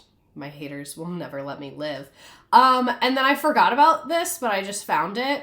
It's on Instagram, so you're gonna get like bombarded with my notifications. Sorry, but this is her Good, how are you? Good. in the store. Hi. Hey. How are you? Good, how are you? Good. Would you guys like to try a cupcake or a muffin? They're all healthy. They're low fat, wheat, egg, and dairy free. Would you like a cookie? Or a cupcake? You're welcome. Bethenny is sampling our all-natural vegan line of baked goods in our bakery department. Thank you. Where are the rotisserie chickens? The rotisserie chickens. I'm going to assume down there because it says the meat and poultry. Would you like a cookie? No. Have you tried anything? Would you like to? No. Great. Excellent. It's going really well. I can hear a muffin drop in here. Guys. She was very ahead of her time. I will look up what is in it. Bethenny Bakes ingredient list. Ingredient list. Thank you. Okay. This is her vegan cupcakes. Okay, a lot of them, like in her book, it's lots of oats. Lots of oats in things. Sometimes peanut butter in things. Lots of coconut in things. Like, I get that they're not that bad. So this is raw sugar, oat flour, vegan shortening, baking powder, salt, soy milk. Always soy milk, never real milk. Vanilla extract and coconut extract. And then this does have sugar in it, powdered sugar. But like lots of those things, lots of things with fruit, some stuff with like dates, maple syrup is used a lot. Like they're not bad. So this is the thing that I do appreciate about her diet food. Her diet food is real food that doesn't taste bad. It's just like not that. Because I don't like when it's like, oh, a sugar-free cupcake and it's like Splenda and tastes like chemical. Because like you can actually just make something really good with like oats and agave and like whatever, you know? And that's kind of like her lane. Very much ahead of her time. / I think she kind of built the times. This is early Real Housewives of New York. Bethenny is going over to Luann's house to teach Luann's like, I don't want to call her a maid, but like Luann has this lady Rosie that like watches the kids and takes care of the house, like a helping hand, I guess. And Rosie wants to learn how to cook, so Bethenny is going over there to teach her. Did I hear Bethenny? Yeah, I think so. Darling, do you know? I didn't hear the doorbell. What are you doing?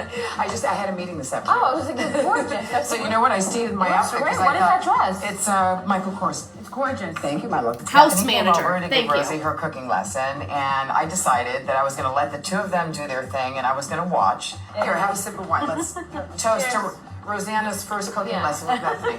Okay. Cheers. Okay, Rosie, get going. Let's saute some bacon. I wanted to give them a really simple, easy dish, and they wanted to learn a carbonara, which is ironic because I'm a natural food chef and I specialize in really healthy, low-fat dishes. So they picked the one thing that I never make. So it's a 1/4 cup of this cream, and we're gonna whip it. Her losing Rosie was the beginning of Lou's fall from grace. No, literally. All right, sorry. Okay. Rosie was holding it Luann, together. You stay pretty. Just stay in the corner and just you don't talk so much. We'll do the cooking over here. You just look pretty. I'm going to stand over here. Step away. Step away. Get in there, Rosie. So, the boyfriend, what's your story? Yes, I do. Rosie has a Miss very Bethenny. nice boyfend. I have. Yeah, I do. How long have you been together? Wow, Rosie. For a year. A year? What's your dating advice, Rosie? Just be yourself, Miss Well, Bethenny. that we know. Miss Bethenny. Medium height, medium heat. Oh! Balls. Yeah.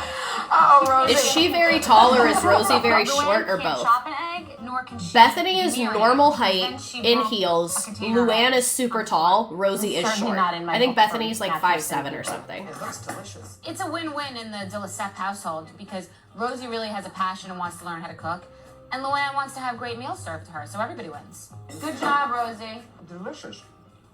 So how often do you see your boyfriend? Let's get back to Rosie's boyfriend. With Bethenny, it seems, obviously that dating is on her mind, and she always likes to ask me my advice. I think it was nice to have Rosanna's thoughts, as, Rosanna dates more often than I do. It's fun, Miss Bethenny. You just have to, have fun. That's what I said. Go blindly. Yeah, Follow your heart. I think it's funny that Rose is giving me dating tips. Anyone who will listen. I'm going to start talking to Francois and Johan about dating. So she was like just always kind of funny and quick and jokey on the show. Here's another clip from season 1. I think we should probably...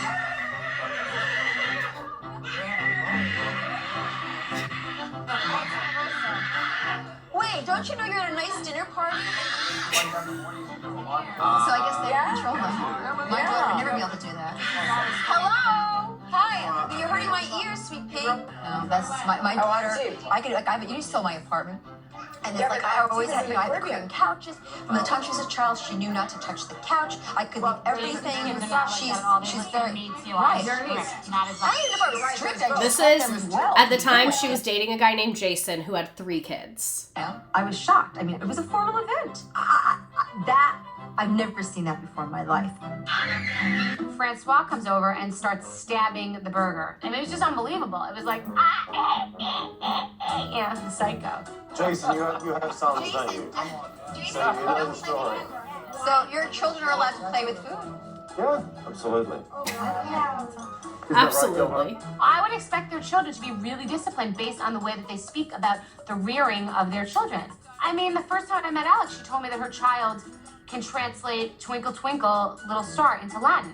I'd say it's a little more important to have a child not stab your friend's boyfriend's burger repeatedly. I mean, what's going to be more useful in life? She's great. She was beefing with this woman, Kelly. I decided to include this because Kelly Ben-Simone annoys the shit out of me. And I think she's going to annoy the shit out of you guys too. One of those kind of people, it's not like I'm intentionally late. It's not like I'm like, oh, it doesn't matter, I'll just get there when I get there. And I'm like, oh my God, I'm really, really late. So it's not like I'm flippant or carefree about being late. It's that I try to smash so much stuff into a certain period of time. Hey, how are you? Hi. Oh, your daughter gets to come in on this stuff too, that's awesome. Yeah, well, we're doing this tomorrow. Kelly, I don't know if you're aware that Allison has arthritis, and that's the reason why I did this. Really? Yeah. Oh, I didn't know that. So... That was sort of strange, because I don't know if it was cute that Allie has arthritis, or if it was cute that we were doing a charity about her, but Kelly's reaction was, oh, how cute. Christina has an organization called People Reaching Out, which is a global charity that every year she picks a different organization to donate the money to. So she asked me if I wanted to do an event with her and that she would donate the money to arthritis in honor really of Allie. Mm-hmm. And I said, you know, nothing would make me happier. And then she said, well, now you got to bring all your friends in. So that's why we're here. Okay, so everybody open their brochure and let's look at the agenda for today.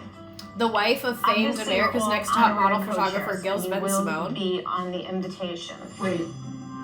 No? I really don't lend my name to anything, ever. So this woman just said, I'm hosting a charity event for arthritis because my child has arthritis. Kelly's at the meeting to plan the event, and they're like, yeah, we'll put all of your names on the invitation. So, like, presented by Jill Zarin, Bethenny Frankel, Kelly Ben-Simone, because, like, they're being a friend, co-hosting this event, trying to bring in money. And Kelly's like, I don't really put my name on stuff. I mean, in all honesty, I just, there's so many charities that I want, that I don't have time to support. I mean, I came here today to find out what's going on. I mean, I've met Allison once, and I think she's adorable. I really don't lend my name to anything, ever. And so... I hate this bitch. It's better to keep the 5 of us. Yes. I mean, I would be happy to attend, but I really want to see what's going on before I start making a decision. Yeah, no, I don't want you to do anything you're not comfortable with. If you ask me to do something... She handled that classy.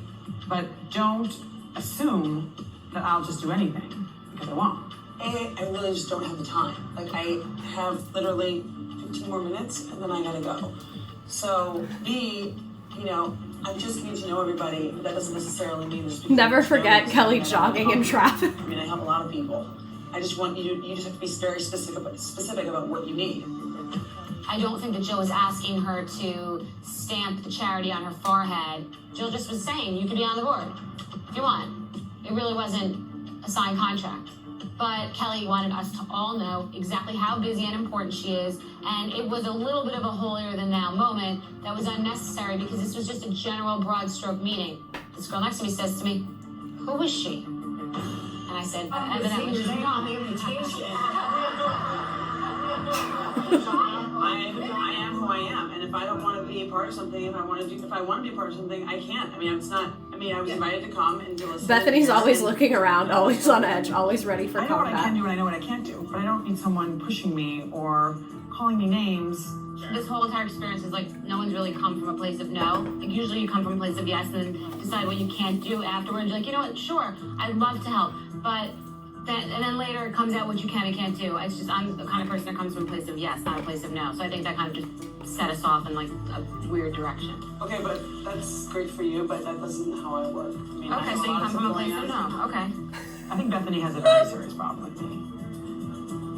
That's something that she needs to work on. I can't babysit her through that. I mean, it's not a question of whether I come from yes or no, Bethenny. I'm trying to be as, I mean, this little girl's an adorable kid, and you know what? I can help her. Keep calling her adorable. Really cool, and I'm trying to. She's really cool, so I'm gonna help. And to be as open as possible. But, as again, I offer to help in any way that I can. I think at a charity meeting to show up a half an hour late and communicate how little you might want to be involved kind of makes it all about you. So I definitely felt that my instincts were this person and I do not operate the same way.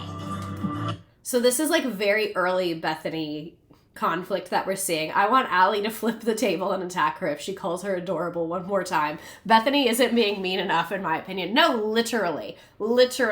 So they meet up to discuss this because Kelly was so offended at Bethenny going evidently Madonna and this you come from a place of no. So they meet up at a bar to discuss this. And again, Bethenny is part of, in my opinion, the founding housewives. These are the OG housewives from Atlanta, New York, Orange County. I have not seen New Jersey, so I'm going to softly include it. Just know that built this franchise and built the culture of the Real Housewives. The culture of being cunning and quick and funny and like the memes and the moments, that was built by Vicki Gunvalson, Nene Leakes, Kim Zolciak, Sheree, Bethenny Frankel, Ramona, like so many. Bethenny's gonna show you Madonna. So this is them meeting up at a bar to discuss the charity event. You guys, I'm actually going to make a Discord server for Real Housewives of New York Watch because I just finished it, so I'm like the perfect person to shepherd you through this. We will discuss what happened with Bethenny and Jill. Based on what happened at the charity meeting with Bethenny's attitude, I wasn't impressed. And so I decided Bethenny needed a timeout. So I asked her if she wanted to meet me and have a drink and to discuss it. Oddly, Kelly asked to meet with me. And I've never heard from her, so it felt like Kelly wanted to have a sit down. Of course, Kelly's late and in rain boots. Hi. Hi. How are you? Thanks for coming and meeting with me. Thank you. I've been waiting like half an hour. Really? That's too bad. Listen, I just want to make something perfectly clear with you so that we're on the same page. We're not friends. Correct. Okay? So your attitude is for kids. You want to play with me, you come up to me, I don't go down to you. Excuse me, I don't do anything that you want me to do. Honestly, Bethenny, you know what? Honestly, I'm waiting to hear what you invited me here to say. I will not indulge you in this, okay? We're not the same, okay? This is you, this is me. We don't talk. And You're here because why? Because I won't put up with your antics and your bull. It's just totally inappropriate. And I know that you think it's really cute and fun, but you embarrass yourself and I felt so badly for you because I was like, oh my God, that poor girl. You felt badly for me? We were talking about our brightest charity and you said, oh, that's so cute. You know what? You know what? The difference between you and me is that while you're busy talking, I'm busy doing things. So you need to realize the situation. We're not friends. I don't like you. I don't think you're funny. I don't think you're charming. We are not friends. We will never be friends. Correct. We won't. Okay, good. So I'm just glad you understand. So you invited me here just to make yourself feel better? You're up here because you're a model, because you put your name on any invitation, because you collect celebrities as friends. Oh, you're so much more fabulous. Because you've met me 10 times and you act like you've never met me before. Okay. You want to reflect back? Let's go down memory lane. Okay. You came to my house with a guy that you flirted with the entire time. I flirted with Yes. with the man that's taking my picture from Wire Image. Yes. I don't think so. He's hired. And He wasn't hired, actually. He was my boyfriend. He came with me. He he wasn't came with hired. you. Oh, you were Yes. invited to my house. Yes, by Jenny Hilford. She's a friend of mine. Okay. Well, that's great. But And then it goes back to some beef at some party that was pre-show where like someone didn't say hi to someone. Jenny has her opinion of you. And I agree. I think Kelly is actually insane. We will watch some more Kelly versus Bethenny to start next week's. And like, Kelly is not all the way there. Like, something is very off with her. And thank you to JJ Carr 321 for subscribing. And someone said I forgot how infuriating Kelly was, and someone said Kelly reminds me of an old coworker and it's activating my fight or flight. That's how I feel about her. She literally enrages me so much because she's so delusional and like just says things that are objectively wrong. I was so disgusted by your behavior. I think it's so inappropriate. My behavior, doing what? You tell me doing what? You tell me. Well, you're making up things just to make yourself feel better about yourself. It's really hard to watch. Really? I'm making things up? So, let's tell me what happened yesterday. I'm really confused by the whole conversation that you and your little friend had. My little friend? Yeah. I didn't know her. She didn't know who you were. Oh, really? Really. She's one of the few people in the world that obviously don't know who you are. And who are you? I'm no one. Oh, so therefore it's your place in life to tell people and make fun of people when you don't even know me? I'm a stranger. I do not know you. You're not a stranger. I met you 7 times. I'm not famous enough for you to pay attention to. Oh, I remember what it was. Every time Kelly met Bethenny, she would introduce herself, and Bethenny was like, I have met this woman over 5 times. Like, and she never remembers me, ever. And Bethenny was saying, like, I went to a party at your house, and that's where I met you. You've met me. You've met me 7 times. I'm not talking to you. I don't want to know you. You have a great life. Later. That was interesting. I absolutely didn't understand it. Bethany stayed calm. I don't know what the calm. purpose was. I don't know what she got out of it. I don't know why she asked me to sit down. I don't know what she ultimately wanted to say. Basically, she was a calamity. And I mean calamity. I thought that Elvis had left the building, but when I went downstairs to leave, Kelly was lurking in the doorway to give me a few more of her words of wisdom. You need to chill out. You are so inappropriate. I'm completely calm. I'm absolutely calm. Oh my God, you're so crazy. I gotta go on a date. Bye. I gotta go on a date. Bye. Okay. So, absolutely insane. I'm so sorry. I just literally hate her so much. I said to Kelly that I wanted to sit down and just kind of hash it out. My goal was to say, let's just make nice.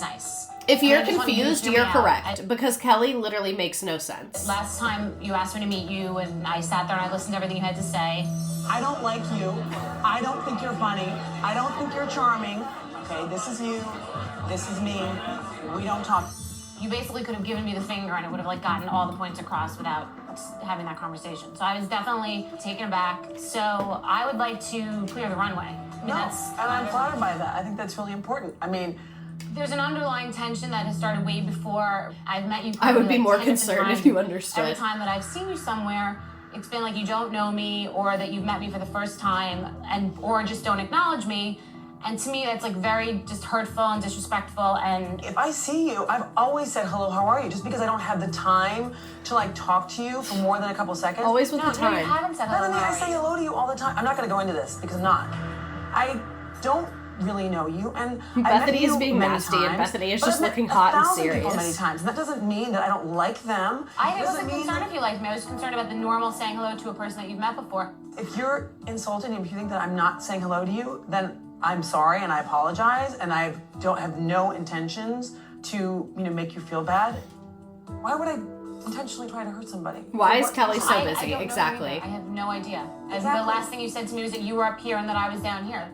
There are rumors that Kelly has abused substances. I don't know. I've never really seen like tangible evidence of anything. It's just something the streets are saying. And I thought maybe that's why you hadn't said hello to me at events. Because you thought that you were better than me or something. What? She was talking about a lot of stuff, and I had no idea what she was talking about. Have you ever heard of a mountain and a molehill? Making a mountain out of a molehill? Yes. Okay, that's what you're doing right now. I've never been attacked by anyone before, and I was really insulted.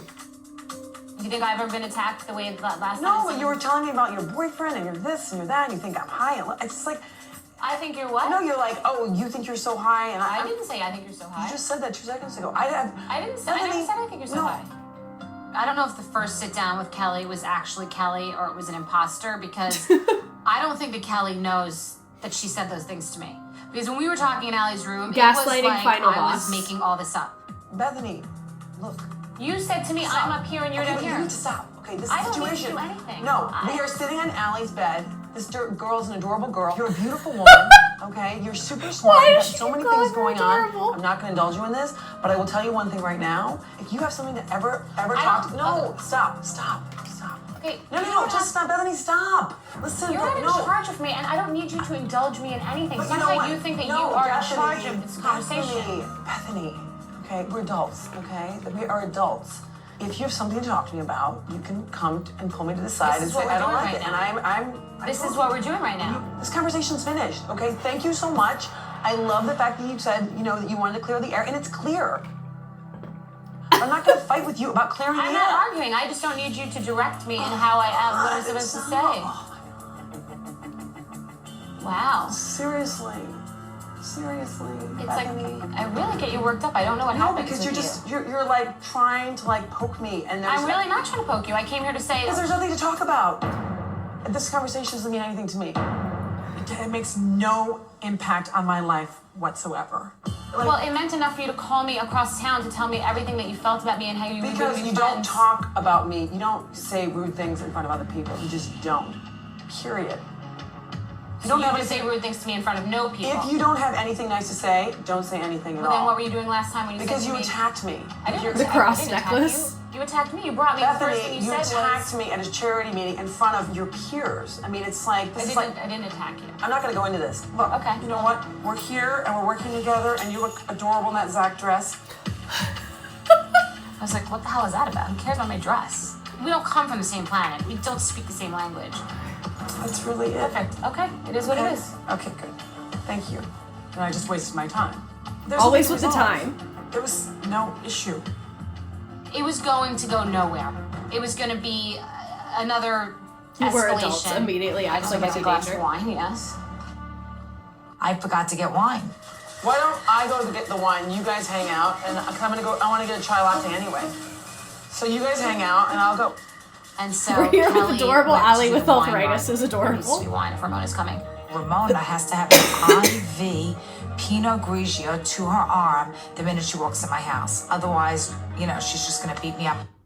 So that's just kind of to give you an intro of Bethenny. I meant to delete this. We're going to watch this next week. Ignore that video. That is from season 2. Another very, very important piece of lore about Bethenny is that she invented the Skinny Girl Margarita. Not so much invented as trademarked and made it into a ready-made product. People had been making low-calorie margaritas. Kelly feels like AI in the sense that she comes up with one word that works before it, but the whole sentence doesn't make sense. I said the exact same thing because I just watched Real Housewives of New York over the last couple months, and I was like, Kelly is the source code for ChatGPT. Like, if you're not listening, it sounds normal, but like it's not, and she's actually crazy. So this is Bethenny popularizing and inventing the Skinny Girl Margarita. I think we're doing tequila. Tequila? I only drink one drink, and I call it the Skinny Girls Margarita. It's Patron Silver on the rocks, fresh lime juice, and a little splash of triple sec. Me too, I guess. All right, tuna? It's a Skinny Girl Margarita. Okay. So that is the Skinny Girl Margarita. So really just liquor, which is perfect. Absolutely perfect. And this was her boyfriend on season 1. This is a Jason Coldone, a financier. He did have 3 kids. He was on the show a few times, but was reportedly uncomfortable with being in the spotlight. And he was later fired from his job in finance because he did not disclose his participation in the show. A lot of those financy jobs, you have to disclose things of that nature because, like, clients can get mad and not trust you over something you do on TV. Financer, I'll look up the definition, but if I had to guess, he like manages money and invests people's money. So he finances new investments. Financer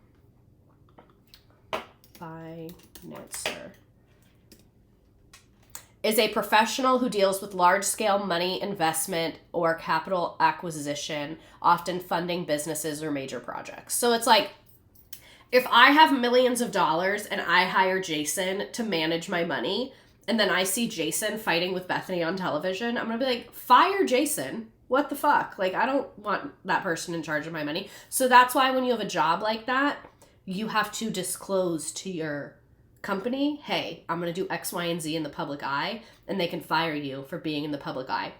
So I don't know if you guys remember this, but there was a while ago that like some guy at Starbucks threw his drink at the barista and he got fired. He had a job like this. And that's why you can get fired, because you like brought bad morality to the company. So they can fire you for stuff like that. So Bethenny and Jason ultimately called it quits, which she revealed in season 2. She also experienced tension with Kelly and Luann in season 2.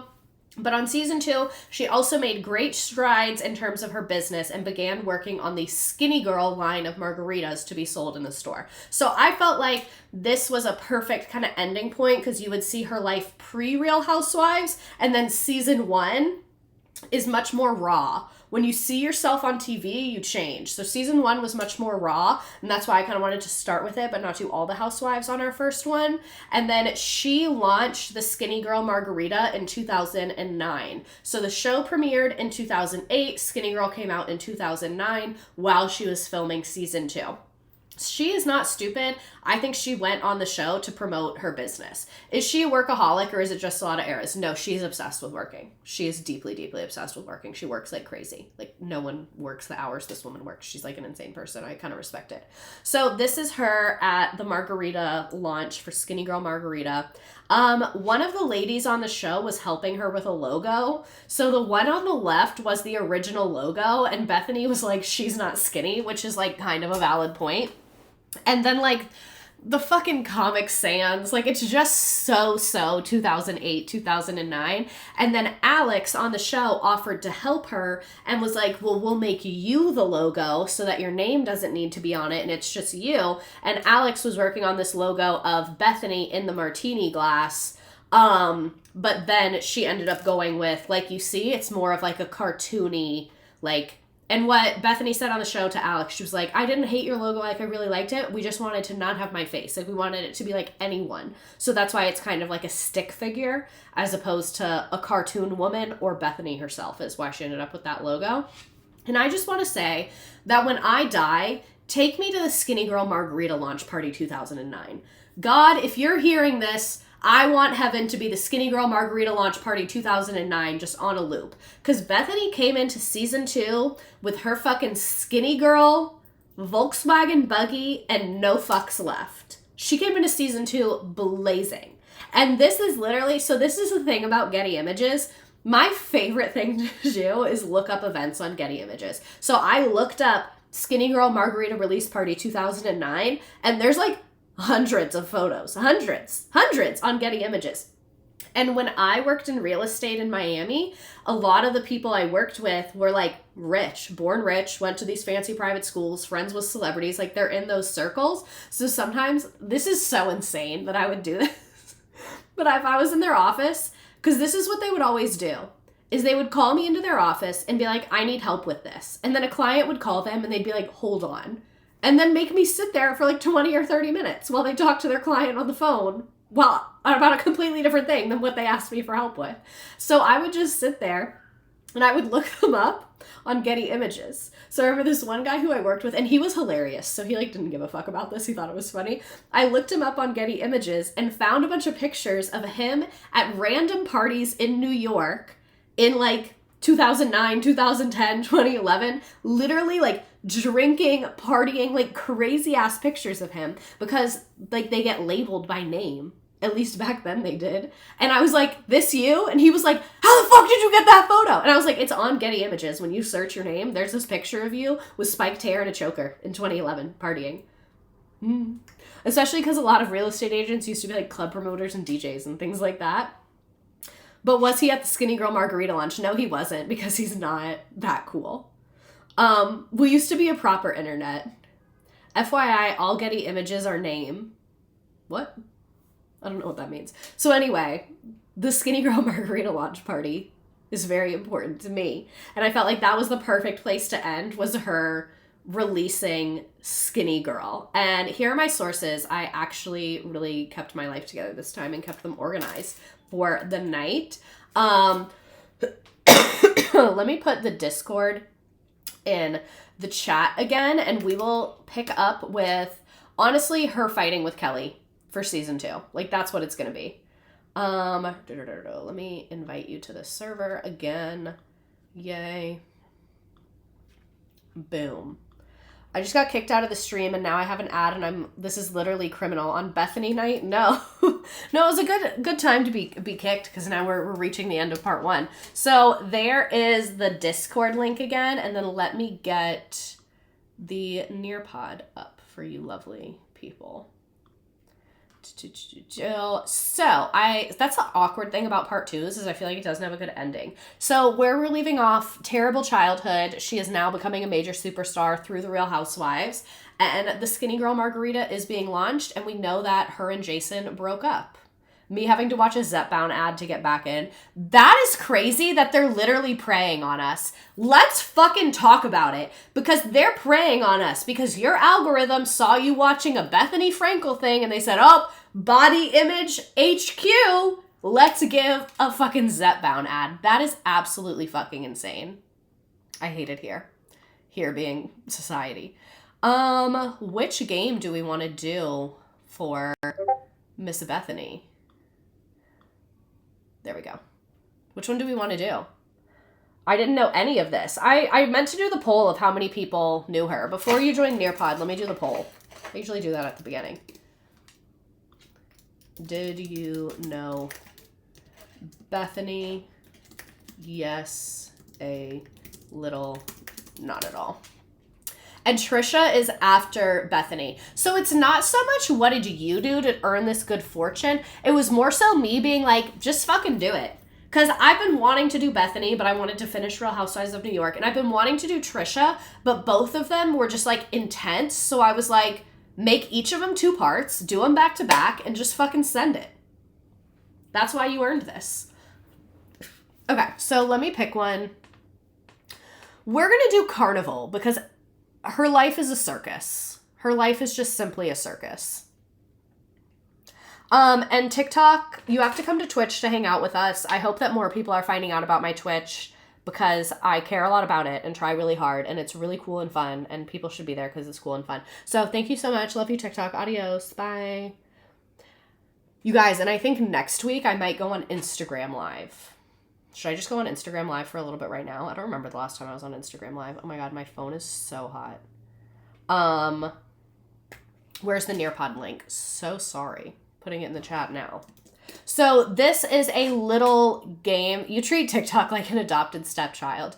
No, in reality, because like TikTok was my OG, TikTok is the oldest that I'm like, ugh, you can come, I guess. And you guys are like my new fun baby. Your mommy's favorite. Instagram is the stepchild. Because Instagram's the one that I'm like, I fucking guess I'll get on here. I guess. You're here now? Cool. That's even worse. Sorry. Yeah, I'm gonna go on Instagram Live. So that they know that you guys exist. Fraz DMing me a middle finger.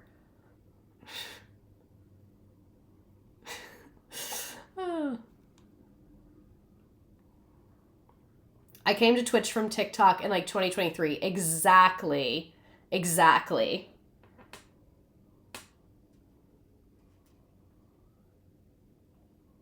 I hate autocorrect. Okay, Instagram Live, here we go. This is disgusting. This feels illegal. This shouldn't be illegal. No, not the fucking Nearpod app. Please kill me. Instagram is the accidental child that you said, I guess I'll keep it. because I didn't want Instagram, and then when they like announced TikTok was gonna die, but then it never died, ? I was like, fine, I'll get on Instagram. And then like, not to be a capitalist, but like that's what the brands want is Instagram. Okay. Anyone hating TikTok, I get the most insane and gross ads now. It's just like frying my attention span, honestly. Man, there's so many of you on the game. So for those of you that are new here tonight, the game is like just for funsies. It's just like questions about what we talked about on the stream. And for those of you here on Instagram, I am at the tail end of my weekly live stream right now. I do a live stream every single week. This week was about Bethenny Frankel. We did the first part of Bethenny Frankel. We're doing the next part next week. My whole feed is Dean Withers. I met him one time, and I want to say he is so nice and so polite and so respectful. Like, he really is so, so nice. And I did not know who he was when I met him, and then I, like, was at, like, a group space with, like, content creators, and he was there. And then I, like, looked him up, and I was like, oh my God, you have, like, so many followers, and you wouldn't know that by talking to him, because the space that I was in with like content creators, he was also on the younger side of people there, and he was just like, I really want to learn, I really want to this, and then I was like, oh my God, dude, like we should be learning from you. He was just really nice. So whenever people talk about him, I always feel the need to mention that he is really, really nice. I was in a like group space with him for 2 separate days of like a 3-day event thing, and he was just a super, super nice guy, super cool to work with, super nice, super willing to like share and talk and collab and all the things. Okay, so I'm going to start the game. If you haven't joined yet, it will let you join late. And for those of you on Instagram, I hope that you join us next week. It is 7 p.m. Eastern every single week, and this will be on YouTube later. Who did we learn about today? Let's see, it's not hard. 428, 489. I haven't gotten gas in like 2 weeks, so I don't know actually. But remember, we have to pay the price so our government can continue to torture innocent people, including us. How was her childhood? I commute 2 hours every Monday and Friday, and it is hell. That is hell. 2 hours each way or total? Super commuters are our strongest soldiers.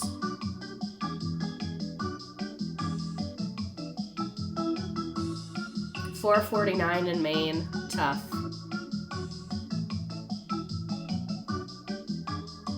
Horrifying. Her child was horrifying. Not her child, her childhood, sorry. I actually can't stand my coworkers that never say anything about politics until it's something like gas prices. I know. What did her mother struggle with?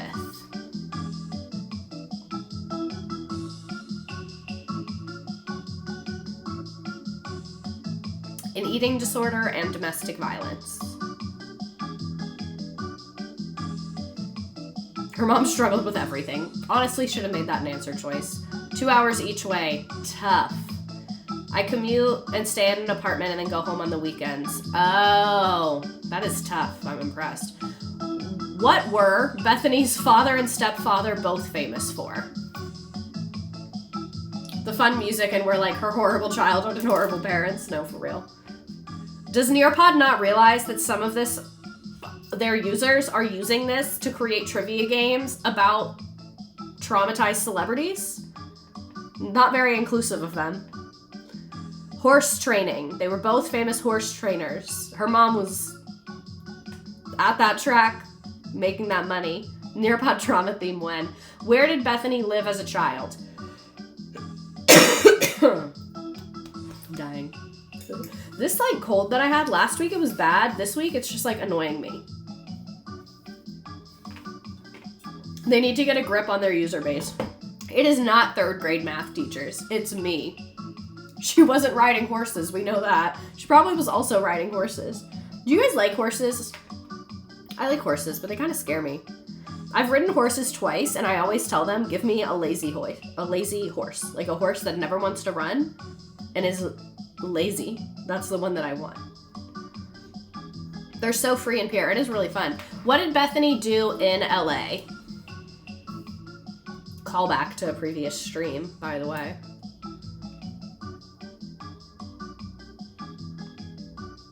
I like horses, but it scares me that they're omnivores and sometimes catch birds. They catch birds?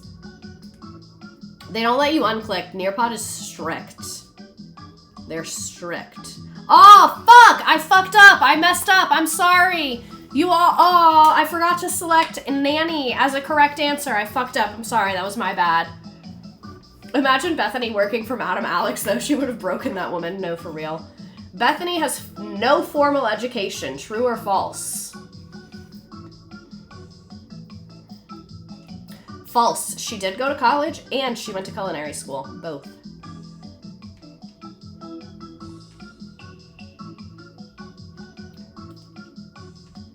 How long was Bethenny's first marriage?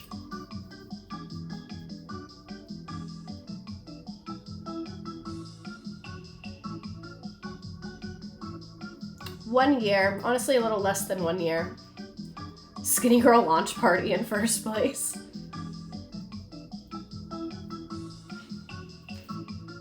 Bethenny bakes sweets do not have, and you do get points for being fast on Nearpod. You do. That's why it doesn't let you unclick.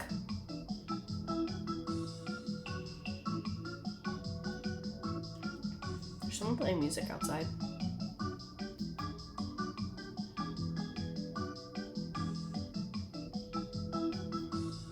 I wonder if the Skinny Girl VW bug is alive. What if I literally panned and that was my car?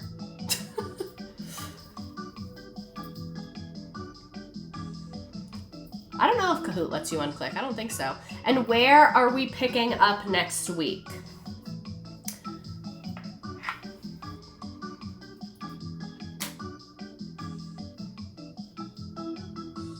There's 8 people watching on Instagram Live right now. I want you guys to know that.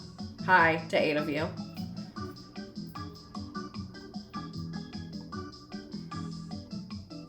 Alrighty, in first place, we have the Skinny Girl launch party, then Fat Girl Margs, EC, A Real Housewives parking lot, Asia, 1-800-MEGAN, Puss Puss, Mean Lesbo, Saturn Cat, Meg Frank, Ash, Blobfish, Lola, an empty school parking lot, Mentally at Skinny Girl launch, Fairy Charlie, Scary Island Truther, Curvy Girl Margarita, Rat, Jess, Harry, and then some people that dropped off. And then one other thing I want to say, someone in the chat said this earlier, but it was during a video that I didn't want to interrupt, where they said, like, people say, like, she is fat, I don't want to be fat. Fat is not a thing to be. This is what someone in the chat said, not my words. I would not be this eloquent. Fat is something that we have. Like, we have muscle, we have bones, and you would never say, like, I am bone. Like, you wouldn't say that. I thought I was locked in on this stream, but I guess not. Love, love, love my username this week, second place. Bethenny trying to figure out why she's even here. Kelly versus Bethenny. Ugh. The only reason that I accept people using this meme of Taylor, because Taylor is the blonde woman and she was dealing with horrific domestic violence and that's why she was crashing out in this scene. The only reason I'm still okay with people using it as a meme is she herself has said she doesn't care. Like, she herself is like, the meme is funny with the cat. I think it's funny. I don't care if people use it. So that's why it's fine to me to use it, in case anyone was wondering. But I'm so glad I got to talk to you all about Bethenny. I'm so glad that we'll get to talk next week. Next week is really going to be some crazy shit because, like, if you thought that her childhood was bad, she goes through shit as an adult too. Like, it's horrific. She goes through some horrific things as an adult and people fucking her over. Yes, guys, be kind to yourselves. You're a whole ass person with a soul and it doesn't matter if you're big or small. This was my first stream. This was so fun. Congrats, everyone. You did amazing on your quiz. It's a game, not a quiz. Okay, I'm very excited that you all were here. I'm very excited for next week.